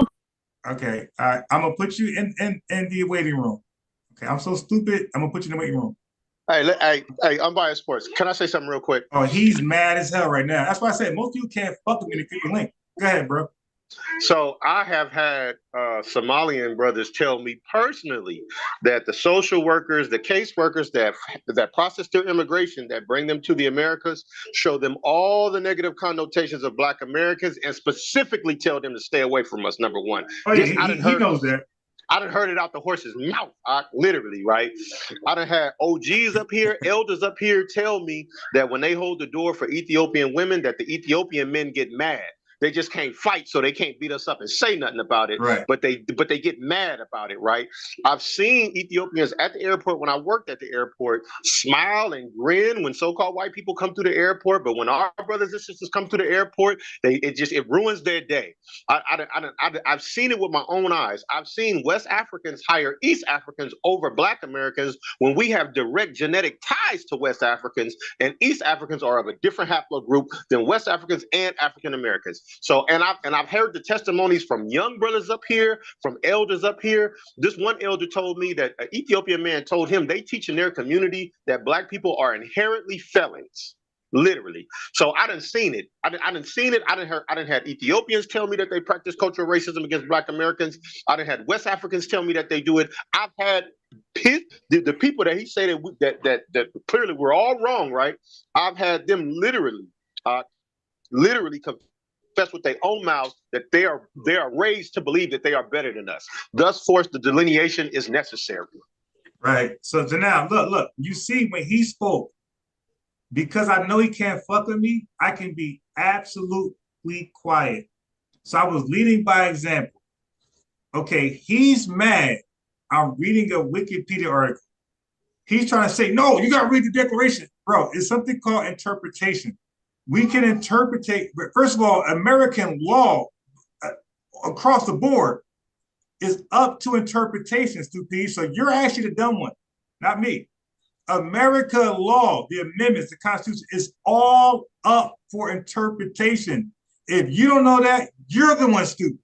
So Wikipedia interpretation of the Emancipation Proclamation agrees with me. It said the proclamation had the effect of changing the legal status of more than 3.5 million enslaved African Americans. You all see it for yourself. I sourced up, he can't source up.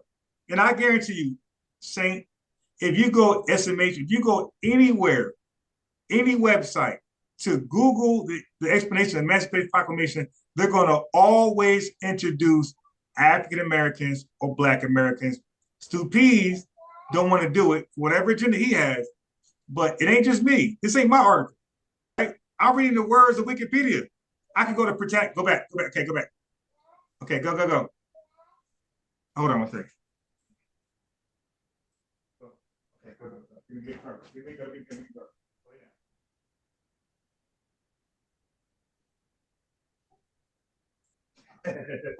All right. So I only put him in a waiting room to cool off, by the way. I was going to invite him back on because I got questions about Marcus Garvey. I got questions about UK closing the borders on the West Indies. Okay, he hung up. So he watches and he pick and choose when he want to intervene.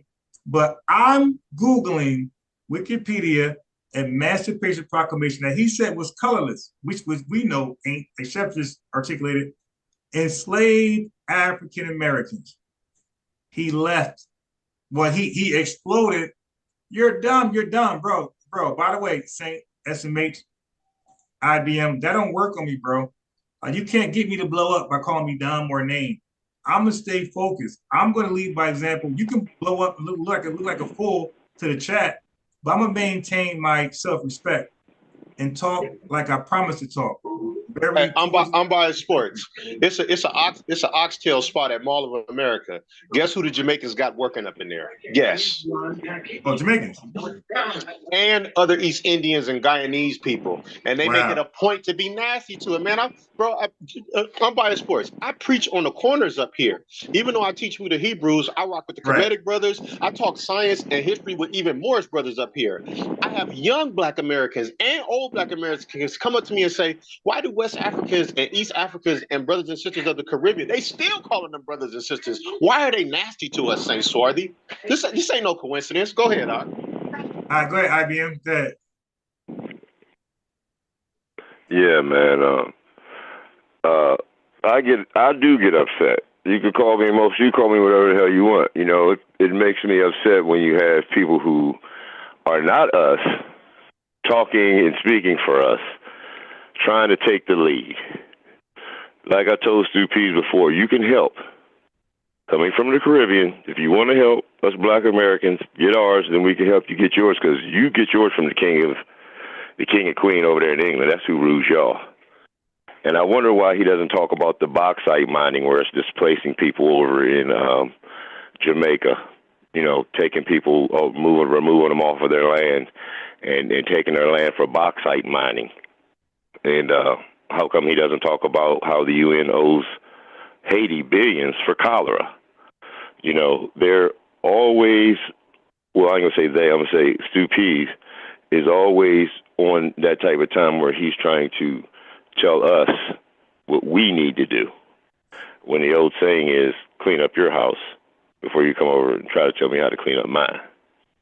So, you know, and this is what we're dealing with when we're dealing with these tethers who, like I said, are, you know, even even the ones in the major cities, they take up the slang, they take up your dress style, they take up your swag, they take up your, the lingo, whether you want to call it ebonics or, just slang. You know what I'm saying? They are speaking just like you, acting just like you. Can't tell them no different when they walking down the street until they talk. Or they're wearing sandals and they show them effed up feet that they got. Right, I talk about their feet. I talk about their feet all the time. Tell them they can play hacky sack with a brick. All right, now go hold ahead. on. Okay, so so I agree with Saint when he said, how many Black Americans agree with the identification marker FBA? Okay, I went to 1835 for a reason. Okay, it went over his head because he had his own agenda. 1835, Black Americans were known as Negroes and colored until a white man said, hey, they're African Americans. Now, he said a term that did not resonate or agree with Black Americans. We're like, no, we're Negroes and colored. What are you talking about? Okay, so please ignore that. Then I went to 1969. I said, up until 1835 to 1968, we still went, regardless of that African American bullshit, we went with colored, Negro, and Black.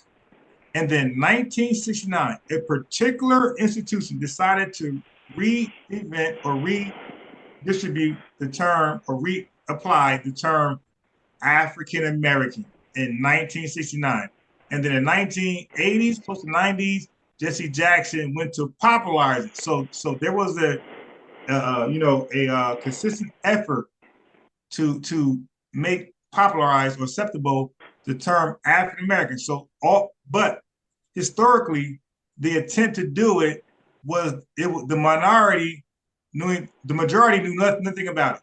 It was effortless, meaning that nobody knew about it, nobody accepted it. Okay, but it didn't take away the fact that people were still calling us African Americans as an identification marker. Okay, so now I explained already why this was done. I said because of the other terms. I said Negro.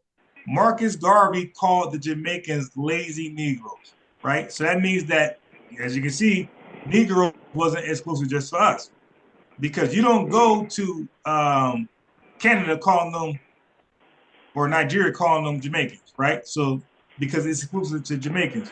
So the fact that Marcus Garvey can go to Jamaica and call them lazy Negroes, he understood that Negro is more inclusive than exclusive. So we understood that. So we said, okay, that ain't exclusive enough. Okay, so now the word color, as you can see, you got that term goes to South Africa, and all these mixed mulattoes everywhere are being called colored. All right, so that don't do much for you. All right, that could be anybody that just mixed. That's not exclusive to us. Okay, so we have Black, and I explained already, Black can be anybody dark. It could be a Jamaican, Panamanian, so again, it's all inclusive, it's not all exclusive. We need an all-exclusive term. I explained if Two Pieces was there, he missed the bus. Okay, the short bus, he missed it. But he'll catch the next one for sure, because only short buses are available for him. Okay? So then I said, hey, African American. I proved that Black immigrants could come to this country, and a minority of them would take on the term Black African American. So therefore, that's not exclusive, because it leaves a leak for people to come in and be called African American Black immigrants. So I said, now from that point off, we got the term ADOS, and I said, Tariq Nasheed, he felt like some Black immigrants were trying to sneak in with that term. So he came up, I made this very clear why he came up with FBA as opposed to ADOS. He believed ADOS left argument for some Black immigrants to sneak in our lineage. So he came up with FBA, Foundational Black Immigrants. How do I know? Because I played these videos, I think Tuesday, concurrent. Okay?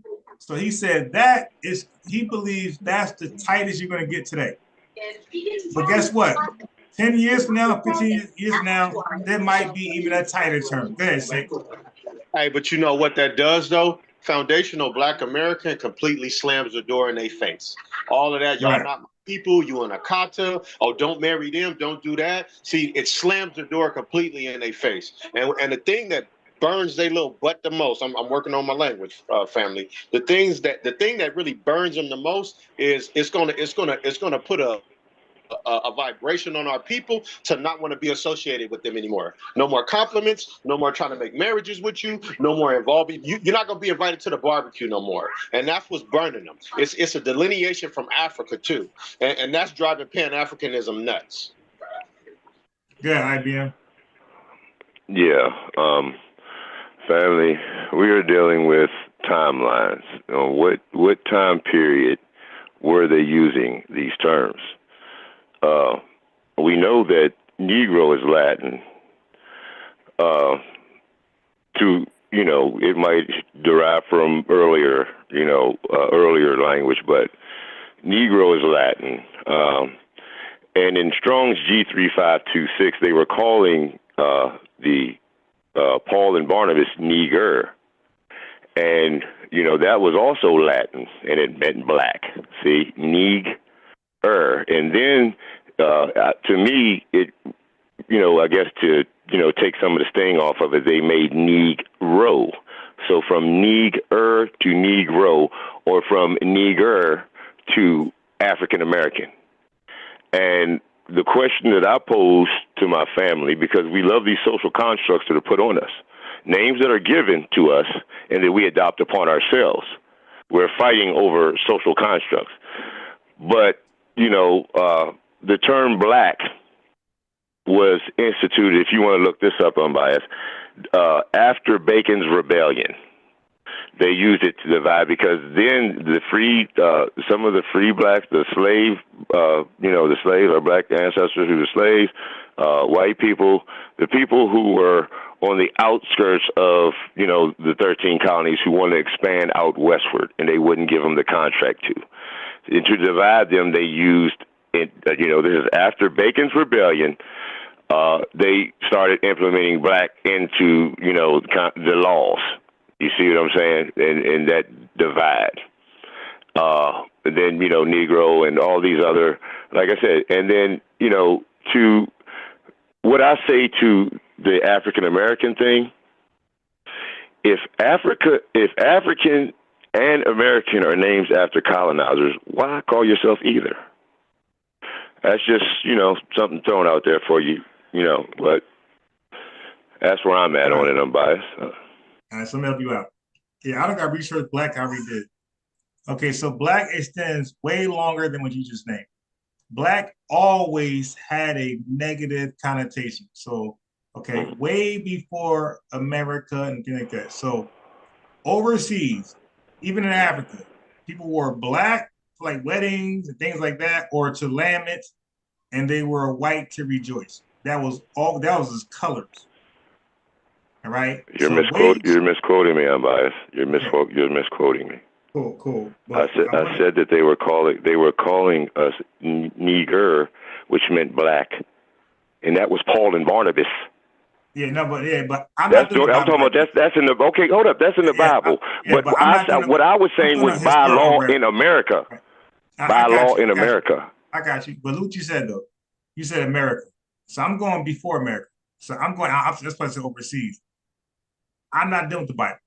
I'm saying historically, the word black from real people living in real time was used for black magic, lamenting, and they used the color white. It was never associated with people. Yes. Black and white was associated with people when it came to America. Beyond America, black and white were associated with statuses or like a feeling. Unbiased sports, beloved. There may be some historical writings in the 12 and 1100s about the black Jews of Portugal and Spain who were called that because they couldn't identify as Israelites or Jews too. So Isabella might have something to do with that connotation being put on black people even before America. So it's possible that the black, they call them the black Portuguese, right? So it's a possibility that the people in Portugal and Spain that will be called Negroes or black, it might have something to do with them not being able to identify as Israelites. Go ahead, brother. No problem. But for me, and like my standard is always source up, right? So always provide a link for me to read the article on whatever it is, so I can like confirm. Because when we get to things like that, you just got to provide. Because for me, what I just said, I could easily provide that. So if when you do something, you got to always be willing to provide a link where it's just a nice way to say I didn't make it up. Here, look at this. I agree with that. And when I get the opportunity, brother, I will provide that source and let you take a look at that document as well. Yeah, because black was, and from my research, was never really identified as people color. It was always something non-living. Okay, so I study languages, I study Spanish, I study Greek, I study English. So you got nouns or colors or things that represent the non, like for example, you got la plesa, right? That's a table. You got la pluma. That's a pen, but they are non-living things, even though a gender is associated with them. La is feminine. Hold on one second. You guys can talk. Yeah, but yeah, I'm on MC Fact. If you look up Strong's, just go to Google and type in Strong's G3526,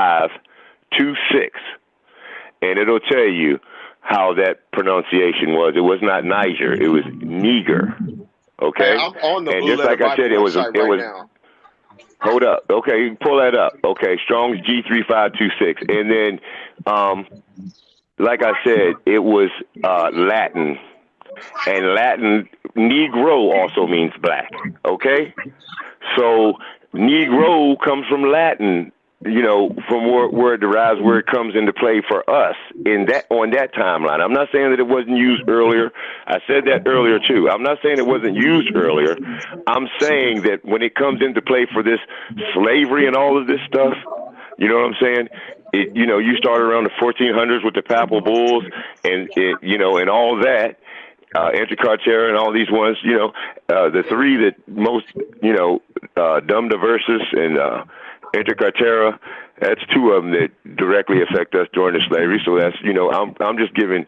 And then when I say Bacon's Rebellion, that's when they first used the black thing in law in America. Okay, during the colonies. Okay, during the colonies, the colonial area, when the English were still ruling America and the colonies were run by England. Okay, I have the Strongs you were talking about, and it's pronounced Niger, and it says part of speech, masculine noun. It says root etymology of a Latin origin, and then let me see where the Strong's definition is. Okay, it says outline of biblical usage. It says Niger equals black. It says surname of the prophet Simeon. I saw an interesting definition of that word Niger with Simeon, Niger, not Niger. No, Niger. It's really niggeria. Nigeria in Niger, huh? Yeah, huh? that's being politically correct, right? So what's interesting about this, right? And then the Strong's definition, it says. Well, hold up. Wait a minute. We don't skip over this. Don't skip over this. We got to make this point. Niger to Negro. Latin, both Latin, Niger to Negro. Got it? Right. It's the origin of where Negro comes from. Bang. Right. So right here, right, where it says surname of Simeon, right? So here's what's interesting about that. It's an ecclesiastical, it's a dictionary that I got. It's called the Ecclesiastical Literature. It goes back to 1876. It says Bible Dictionary, over 600 engravings, and then it's also mentioned in the ecclesiastical literature from 1876 too. And not only does it mention Simeon and him having the surname of Niger, right, which what we just read, right, it also made mention that Niger was common among the Romans. Here's why that makes so much sense. Septimius Severus, the Negro emperor of Rome. So you can tell it was Negroes in Rome. It was Romans that was called nigger. And you want me to hit you in the head with the headshot? Sesostris. Pull out the sniper. Sesostris I. Look, Sesostris I, the pharaoh of the 13th, I think it's the 13th dynasty. Then you got the Hyksos. I think it was the Hyksos. And those terms were being thrown around for a long time. That's why I say I was just dealing with what we were dealing with now today, as far as the slavery and the FDA. I didn't want to go too far back. Right. But we haven't established the origins of these things because they don't want us to. There's a lot of information that is suppressed in America to us, its citizens, and also the information that gets passed out to the other countries, overseas.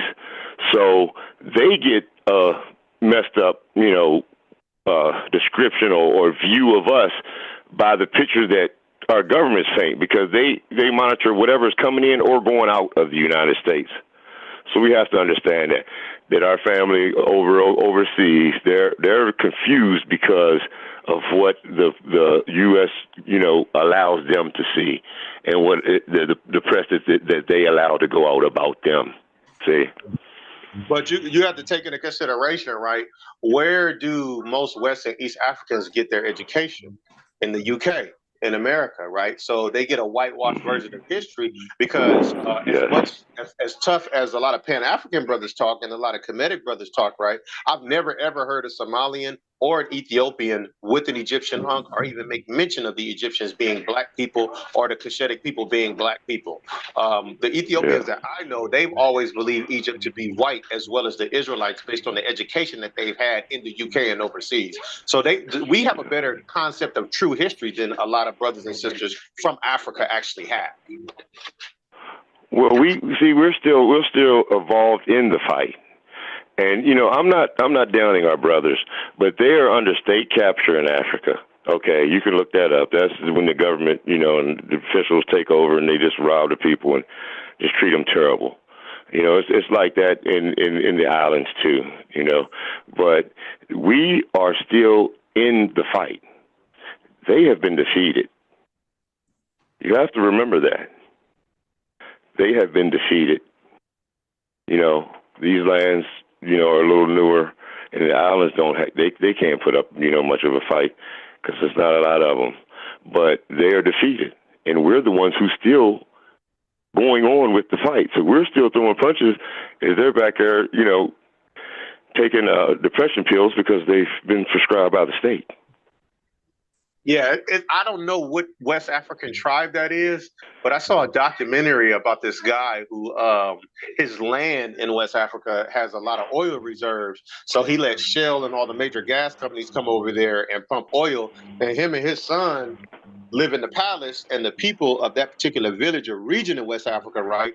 They drinking water that's contaminated with oil, and I mean the people are about as poor as they could possibly be. And the son, who's recognized as a prince, he comes to America, and when he goes into the men's warehouse, they tell all the customers to get out, and they shut the men's warehouse down, and he buys 30, 40 suits at a time. You see what I'm saying? Yeah. Oh yeah. I mean, if you got the money, you got to pay to play. And they'll you know what the song says. What is the OJ, the one Jay-Z made? What's the catchphrase? Still what? Still nigga. You know what I'm saying? They're gonna take your money. They're gonna take your money. They might even put you up on a pedestal like they do with Michael Jordan or Jay-Z or these guys who've made billions, Oprah.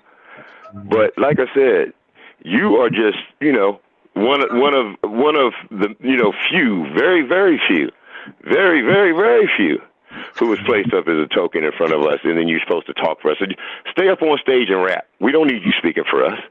The comedians, stay up on stage and tell your jokes. You are not, you're not dealing with the topics like you out here, like promoting what your handler wants you to promote.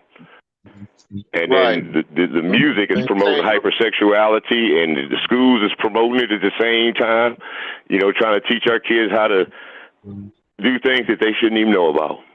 Right. We don't want to get the brother's channel taken down, but I know what you mean when you say that. Yeah. So I So mean, it's it's unfortunate that it has come to this, right? But I can't teach yeah. my children to trust Africans when, we've been loving them for hundreds of years. I've watched our people identify with Africa, pay homage to the motherland, always identify with Africa. And recently, we just got tired of getting spit on. So I know a lot of brothers and Exactly. sisters won't be able to understand this in the Pan-African movement, and it ain't for you to understand. We foundational Black Americans, we're delineating from you, which means we're drawing the line right there, and there's nothing you can do about it. Well, I'm right there with you because, I mean, they wouldn't allow you to come over to their, places, where they deal and do business and be talking this kind of mess about them and their culture and their ancestors.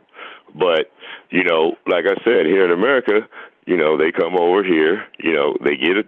You're it's like you're going into somebody's hood talking smack. You know what I'm saying? How's that going to work out for you? How you think that's going to work out for you? Right. I know how it's going to work out for you. You know how it's going to work out for them, but they might not understand. Yeah, so maybe you could. That's right. Here's the unfortunate thing: we don't understand either, collectively. We don't. Okay, so here's what we don't do. When we think of our Black immigrant family, we separate them from immigration, which is stupid. Okay, the bottom line is that they are immigrants. So when we hear something about immigration law or this and that, we subconsciously separate them from that. When that applies to them as just as much as anybody else. Like, so the thing is that they are immigrants. But we sometimes look past that and think, nah, they immigrants. They Black like us. No, they're immigrants first. They're Black second from their own mouths. Then we're 43 million here. Jamaica's 1 million. Puerto Ricans are 300,000. And Nigerians like 1 million. Okay, that's like 2 million and a half, right? How you ask yourself this question: if 43 million Americans, Black FBAs, aren't enough to be where we want to be, how is 2 million more helping us?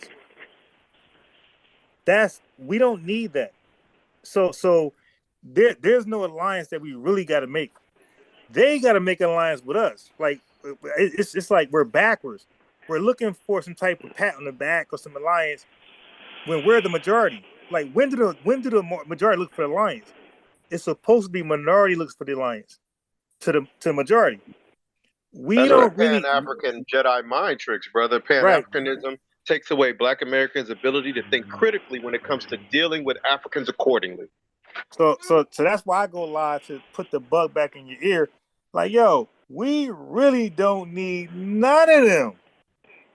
Right. How can aligning ourselves with Africa, like realistically today, 2025 just started. How can aligning yourself with Africa help you out this year? You got 12 goddamn months. How can lining up with a country for Africa help you out in your life this entire year? Absolutely nothing. So we're doing it for another reason. But there's really no help there for you and your life and your family, what you got going on. Nothing. You're not going to get no extra benefit, no extra loan, no extra, nothing, nigga. Nothing going to happen to you. But when they align themselves with us, they get a lot of support. Now, it works different, though. They got support. They got backing. They got a mouthpiece. They got, so they got some strength behind them. So, no. You hold your own nuts until you come back to the table the right way, which they're not doing. Like you just said, how do you come to the hood that ain't yours talking shit? And that's what they're doing today. They're coming to America with all these goddamn opinions, okay?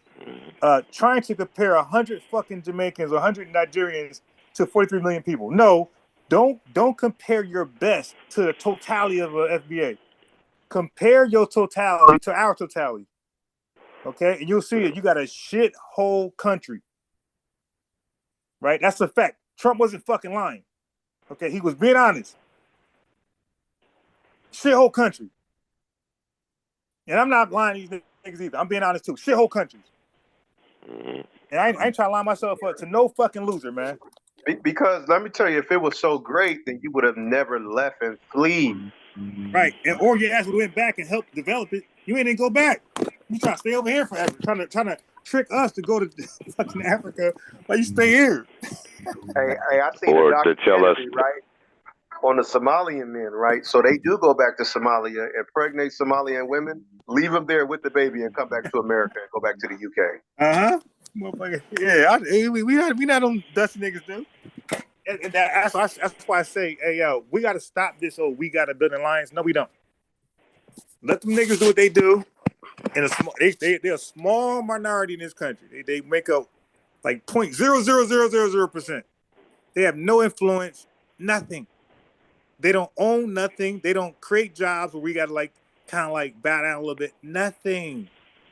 Why are we trying to hook up with losers? I'm past that. Get the fuck out of here. I ain't trying to do nothing with you. Hold your own nuts, and I'll see you at the finish line. Well, you'll be back especially when you're coming in disrespectful, though. When you're coming in disrespectful, that's, what I'm saying. If you coming in, what I'm saying, building and we're on the same page, it's fine. But, like I said, you cannot be nobody. Bro, what is the game? You act like the whole population over here where, okay, we can have a larger number. Bro, they're only 1 million deep. So there's really no gain. Is what I'm trying to get to your thick head.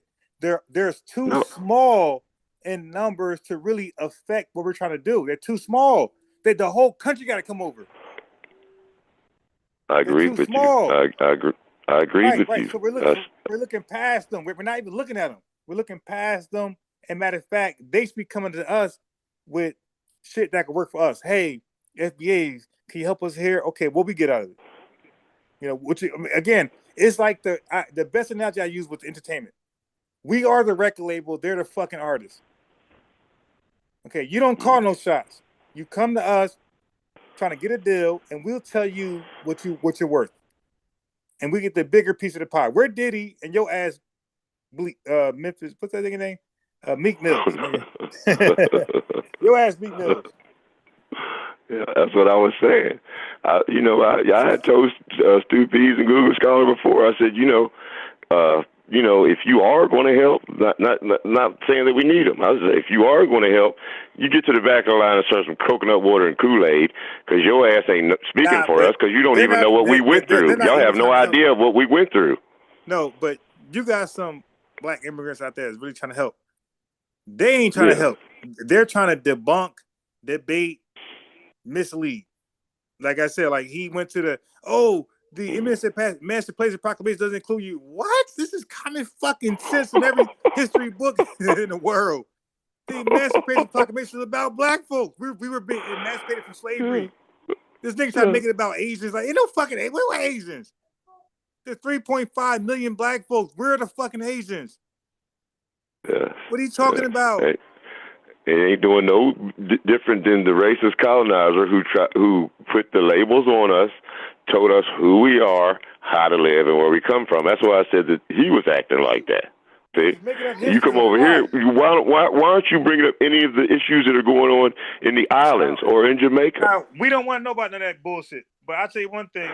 When I read that shit on Wikipedia, he exploded, calling me dumb. Now, all that civilness, professionalism that he's supposed to come with, went out the door when I debunked his bullshit. This is why I provide the link. I'm telling y'all, when I get a link to these trolls and tethers, they can't handle it. All I say is, hey, maintain professionalism. You go, as you see, when he go, I was quiet. He even went long. Yeah. It's quiet. Like I even let y'all talk to him back and forth. And I was patient. I said, okay, now is it my go now? I want to debunk this emancipation bullshit. I read a few things. He exploded, calling me dumb. You dumb. Hold up, this ain't my article, my boy. I'm reading Wikipedia's dumb then, because I'm just reading their shit. But that's the start. I could go to Britannica. I go to other reputable websites, and they're gonna say the same shit. Emancipation was about African Americans. Okay, so your little polite bullshit didn't work. Niggas had to use some polite tricks. That shit didn't work. He sounded like he'd been drinking some fermented coconut water or some shit. That motherfucker was drinking some bullshit. But that nigga was drinking some Ciroc. But that didn't I work. don't know what That's the. why I freely get that link out there. Click at your own risk. You're not going to win. I know my African American history. You're not going to trick me. It ain't going to work. Yeah. But That's, go ahead and try because I need content. I need yeah, content. show us how So much go you ahead and click don't it. know. That's basically what he's doing. He's showing us how much he really don't know Right. about He just winging yeah. it. He's trying to just try new shit on the fly. Yeah. Okay? For whatever he go on his own show. No, that doesn't work, nigga. And you're gonna lose. As a matter of fact, we don't even need to build any type of links. You got too small in numbers. We don't need y'all at all. Zero. And that's what I'm saying. Cancel your whole fucking cancel all y'all niggas. All y'all at the same time. One of them shows I seen that they was gonna do was, talking about Blumenbach and them, he was gonna talk about that stuff, and I just laughed, Please. Yeah, and I tell you though, because we dealing with Oh no, I was just talking about Haskell and Stu P's show. They had their show, remember? They had their show, and they wouldn't give me the link. Oh, and this I know you don't get along with Stu P, so I don't know if I should give it to you. That's what Haskell told me. I said, man, come on, yo. You know what I'm saying? I mean, they didn't want me around, but they could come over here with us and talk all the smack all they want. I just put Stu P's in the waiting room. I didn't even kick him off because he wouldn't let me talk, and y'all heard it. He was being disrespectful. I never called him a name not one time. He's calling me dumb, and he won't stop. So I put him in the waiting room because I muted him. He unmuted himself. So I put him in the waiting room because I was going to invite him back on. He hung up. He fled. They love fleeing. That shit just come natural. He fled. I was going to invite him back on because now, all right, let me go on the attack. Let me ask you some shit about Jamaica and Garvey. I got some Garvey shit. Let me ask you about Garvey. This fucking scammer ass nigga. Yeah. I said that before Garvey too. Yep, I said that before too. Shit. And nobody should remember that nigga name. Garvey is a piece of shit in Jamaican history and American history. No, Jamaicans don't fuck with him, historic and antiquity, and neither do we. Like black leaders said that they had a campaign called Go Marcus Go. And Jamaica said, yo, get the fuck out of here. And he left. He left and he said to Jamaica, basically, I hate y'all, I'm never going back. And he went to London. Okay. Yeah, that's what I tell them. The ones who say they talk about they going back to Africa. Shit, that's that colonization. Talks when he was talking with the Klan because the Klan was on the same type of stuff. So he was talking with them and never seen one ship. He scammed. Look, he never seen one ship. Did you know what he told the Klan? What? He praised them for Jim Crow. Yeah, that's what I'm saying. It's like Martin Luther King winning the Margaret Sanger Award. They use these guys, and they don't even know that they're being used. They think they're that's a bad analogy. Marcus Garvey went to the dumbest people in white society, which is the Klan. Everybody know the Klan are the dumbest whites in America. Dr. King is amongst the smartest and brightest blacks in America. That's a bad analogy. Okay, so Margaret Sanger dealt with the Klan too. Okay, no, because they had women. She dealt with the women in the Klan. She had a women's movement. So she's gonna deal. So she dealt with black women, Klans women, Arab women, gay women. If you're a woman, she dealt with you because we know numbers move the crowd. So she went with numbers. So she went with their women. She didn't care about ideology. She pitched her ideology to them. She didn't take theirs. She gave them hers, and it was the liberation movement. So you got to quote that correctly. Now, but outside of that, you don't. So Marcus Garvey didn't go for the Klan for that. Marcus Garvey went for the Klan because he wanted them to somehow. He thought they had power. He thought they had influence. He thought he could get land from them. He didn't know how poor and dumb they were. And he actually joined them. He acknowledged his membership, basically. Because he even said, hey, if you think I'm with the Klan, hey, that's your prerogative. Why would he say that? is because he was there with a fucking hooder. Okay, and like I said, their narrative of us getting, going back to Africa too, and it fit right in with them. The Klan doesn't they don't talk that shit no more. The Klan at this point recognize these are FBAs. This is their country, and they're different from them niggas over there. Like the Klan even know that today. They know that they're different people. They're not going back to Africa. I was talking about with Garvey. Yeah. No, no. Garvey was trying to sell the Klan on something. Okay, and the Klan was really the Klan had their own agenda. Okay, their own agenda, and we don't even know what their agenda was when they met with Garvey. We don't know their agenda, but we know Garvey's agenda. And it was, matter of fact, I think Garvey he abandoned the back to Africa bullshit with FBAs because Garvey never been to Africa. He never met with an African. He know nothing about African politics.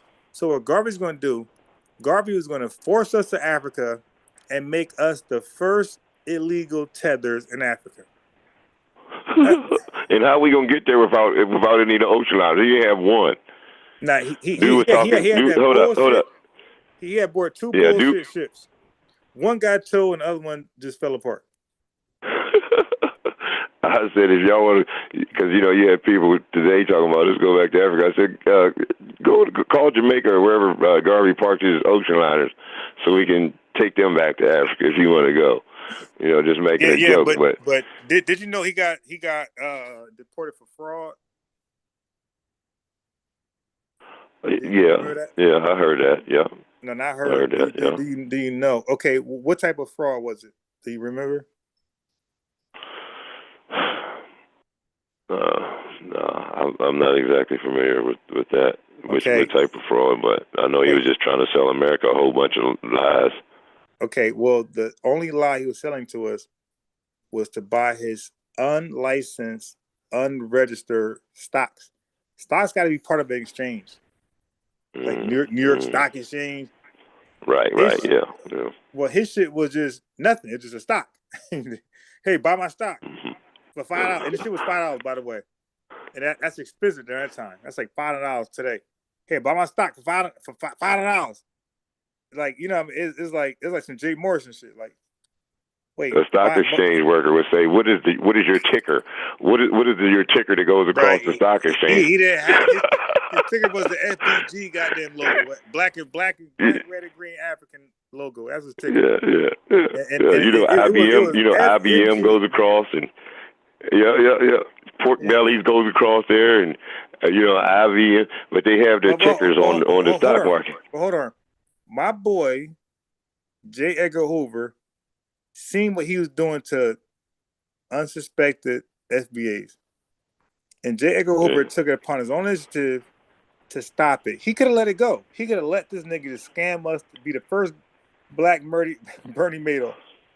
Okay, but J. Edgar Hoover made it his business to step in and lock this piece of shit up. Okay?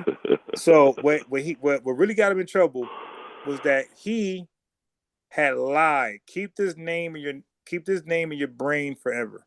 He lied to FBAs and said he owned a ship called Orion, Orion. And he said, "Hey, buy this stock that's associated with Orion." And when dumbass FBAs bought that stock, J. Edgar Hoover said, "I got him. That's mail fraud. You're selling a stock to a ship you don't even own." So J. Edgar Hoover promptly moved in, and locked that piece of shit up. Okay? And then when he locked them up, he was so mad at FBA's Garvey that's when he joined the Klan. He said, "Fuck it. If FBAs don't want to go to Africa, West Africa, I'm going to join the Klan, take their asses to South Africa." You dig? He went to West Africa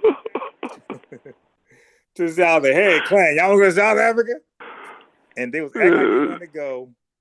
And then that's when blacks had campaign. Once you met with the Klan, prominent blacks like myself said, "Hey," they started a campaign called Go Marcus Go, GMG. And then he represented Black Americans.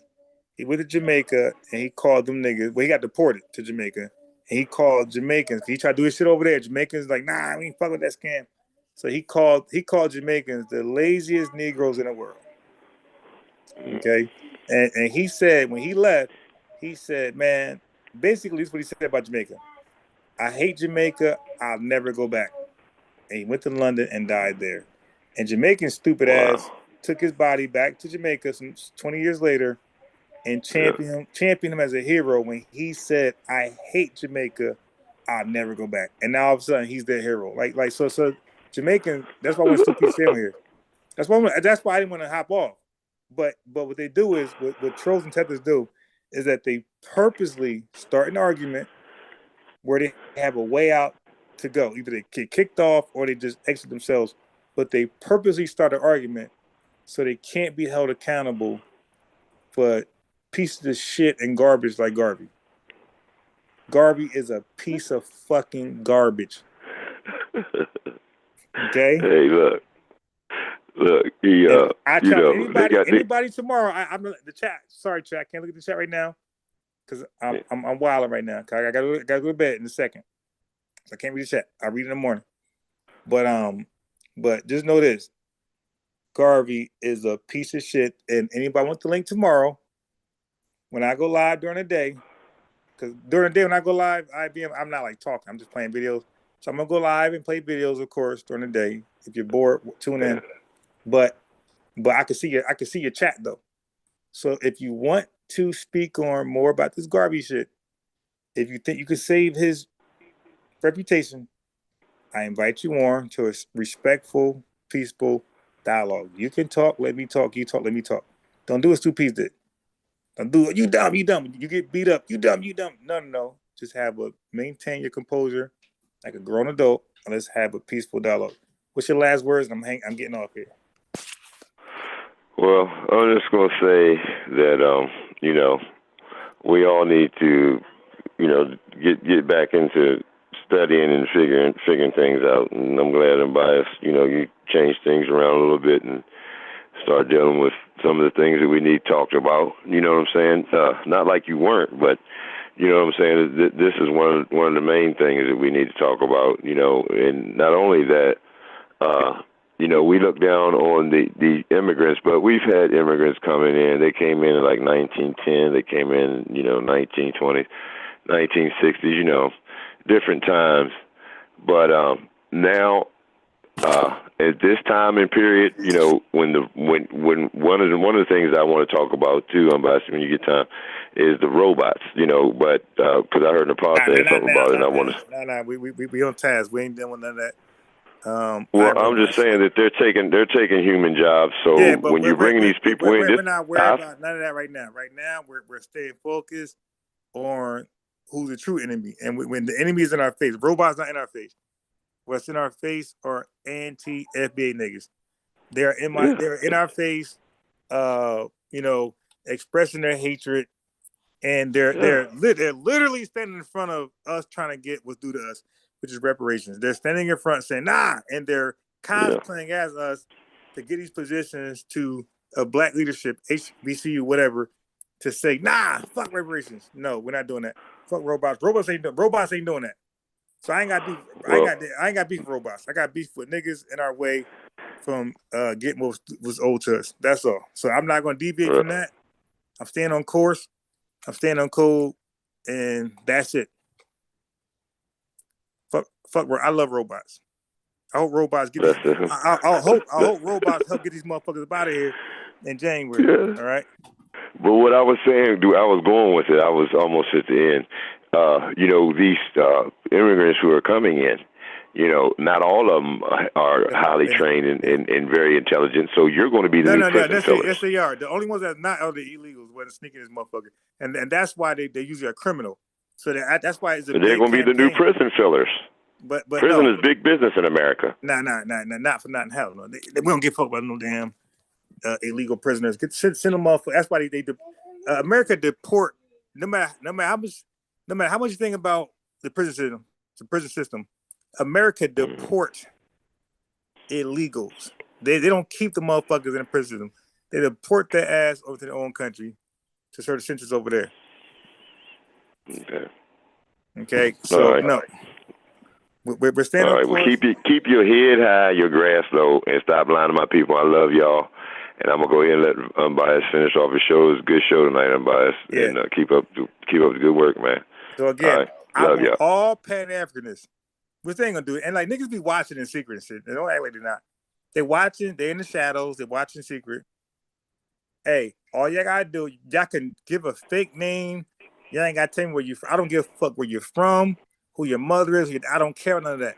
I care about your argument. I want to smoke. If you're a Pan-Africanist, when I do my daytime live, showing some Tariq videos, whatever, go in the chat and tell me you want the link later on tonight. Okay, do that. So and then I'll send this link freely, the phone number, and I will crush you like I did Stu Peace. I will crush you. And he went out of character. I had composure. He didn't, because he can't fuck with me. He keep trying. He keep losing. He keep crying. Okay, and he'll get the link tomorrow too. Right, as long as he maintains his composure. If not, he go in the waiting room. All right. So, hey man, B1, FBA, Orange Code. I ain't falling for the flim flam. Peace. We out of here. I'm staying.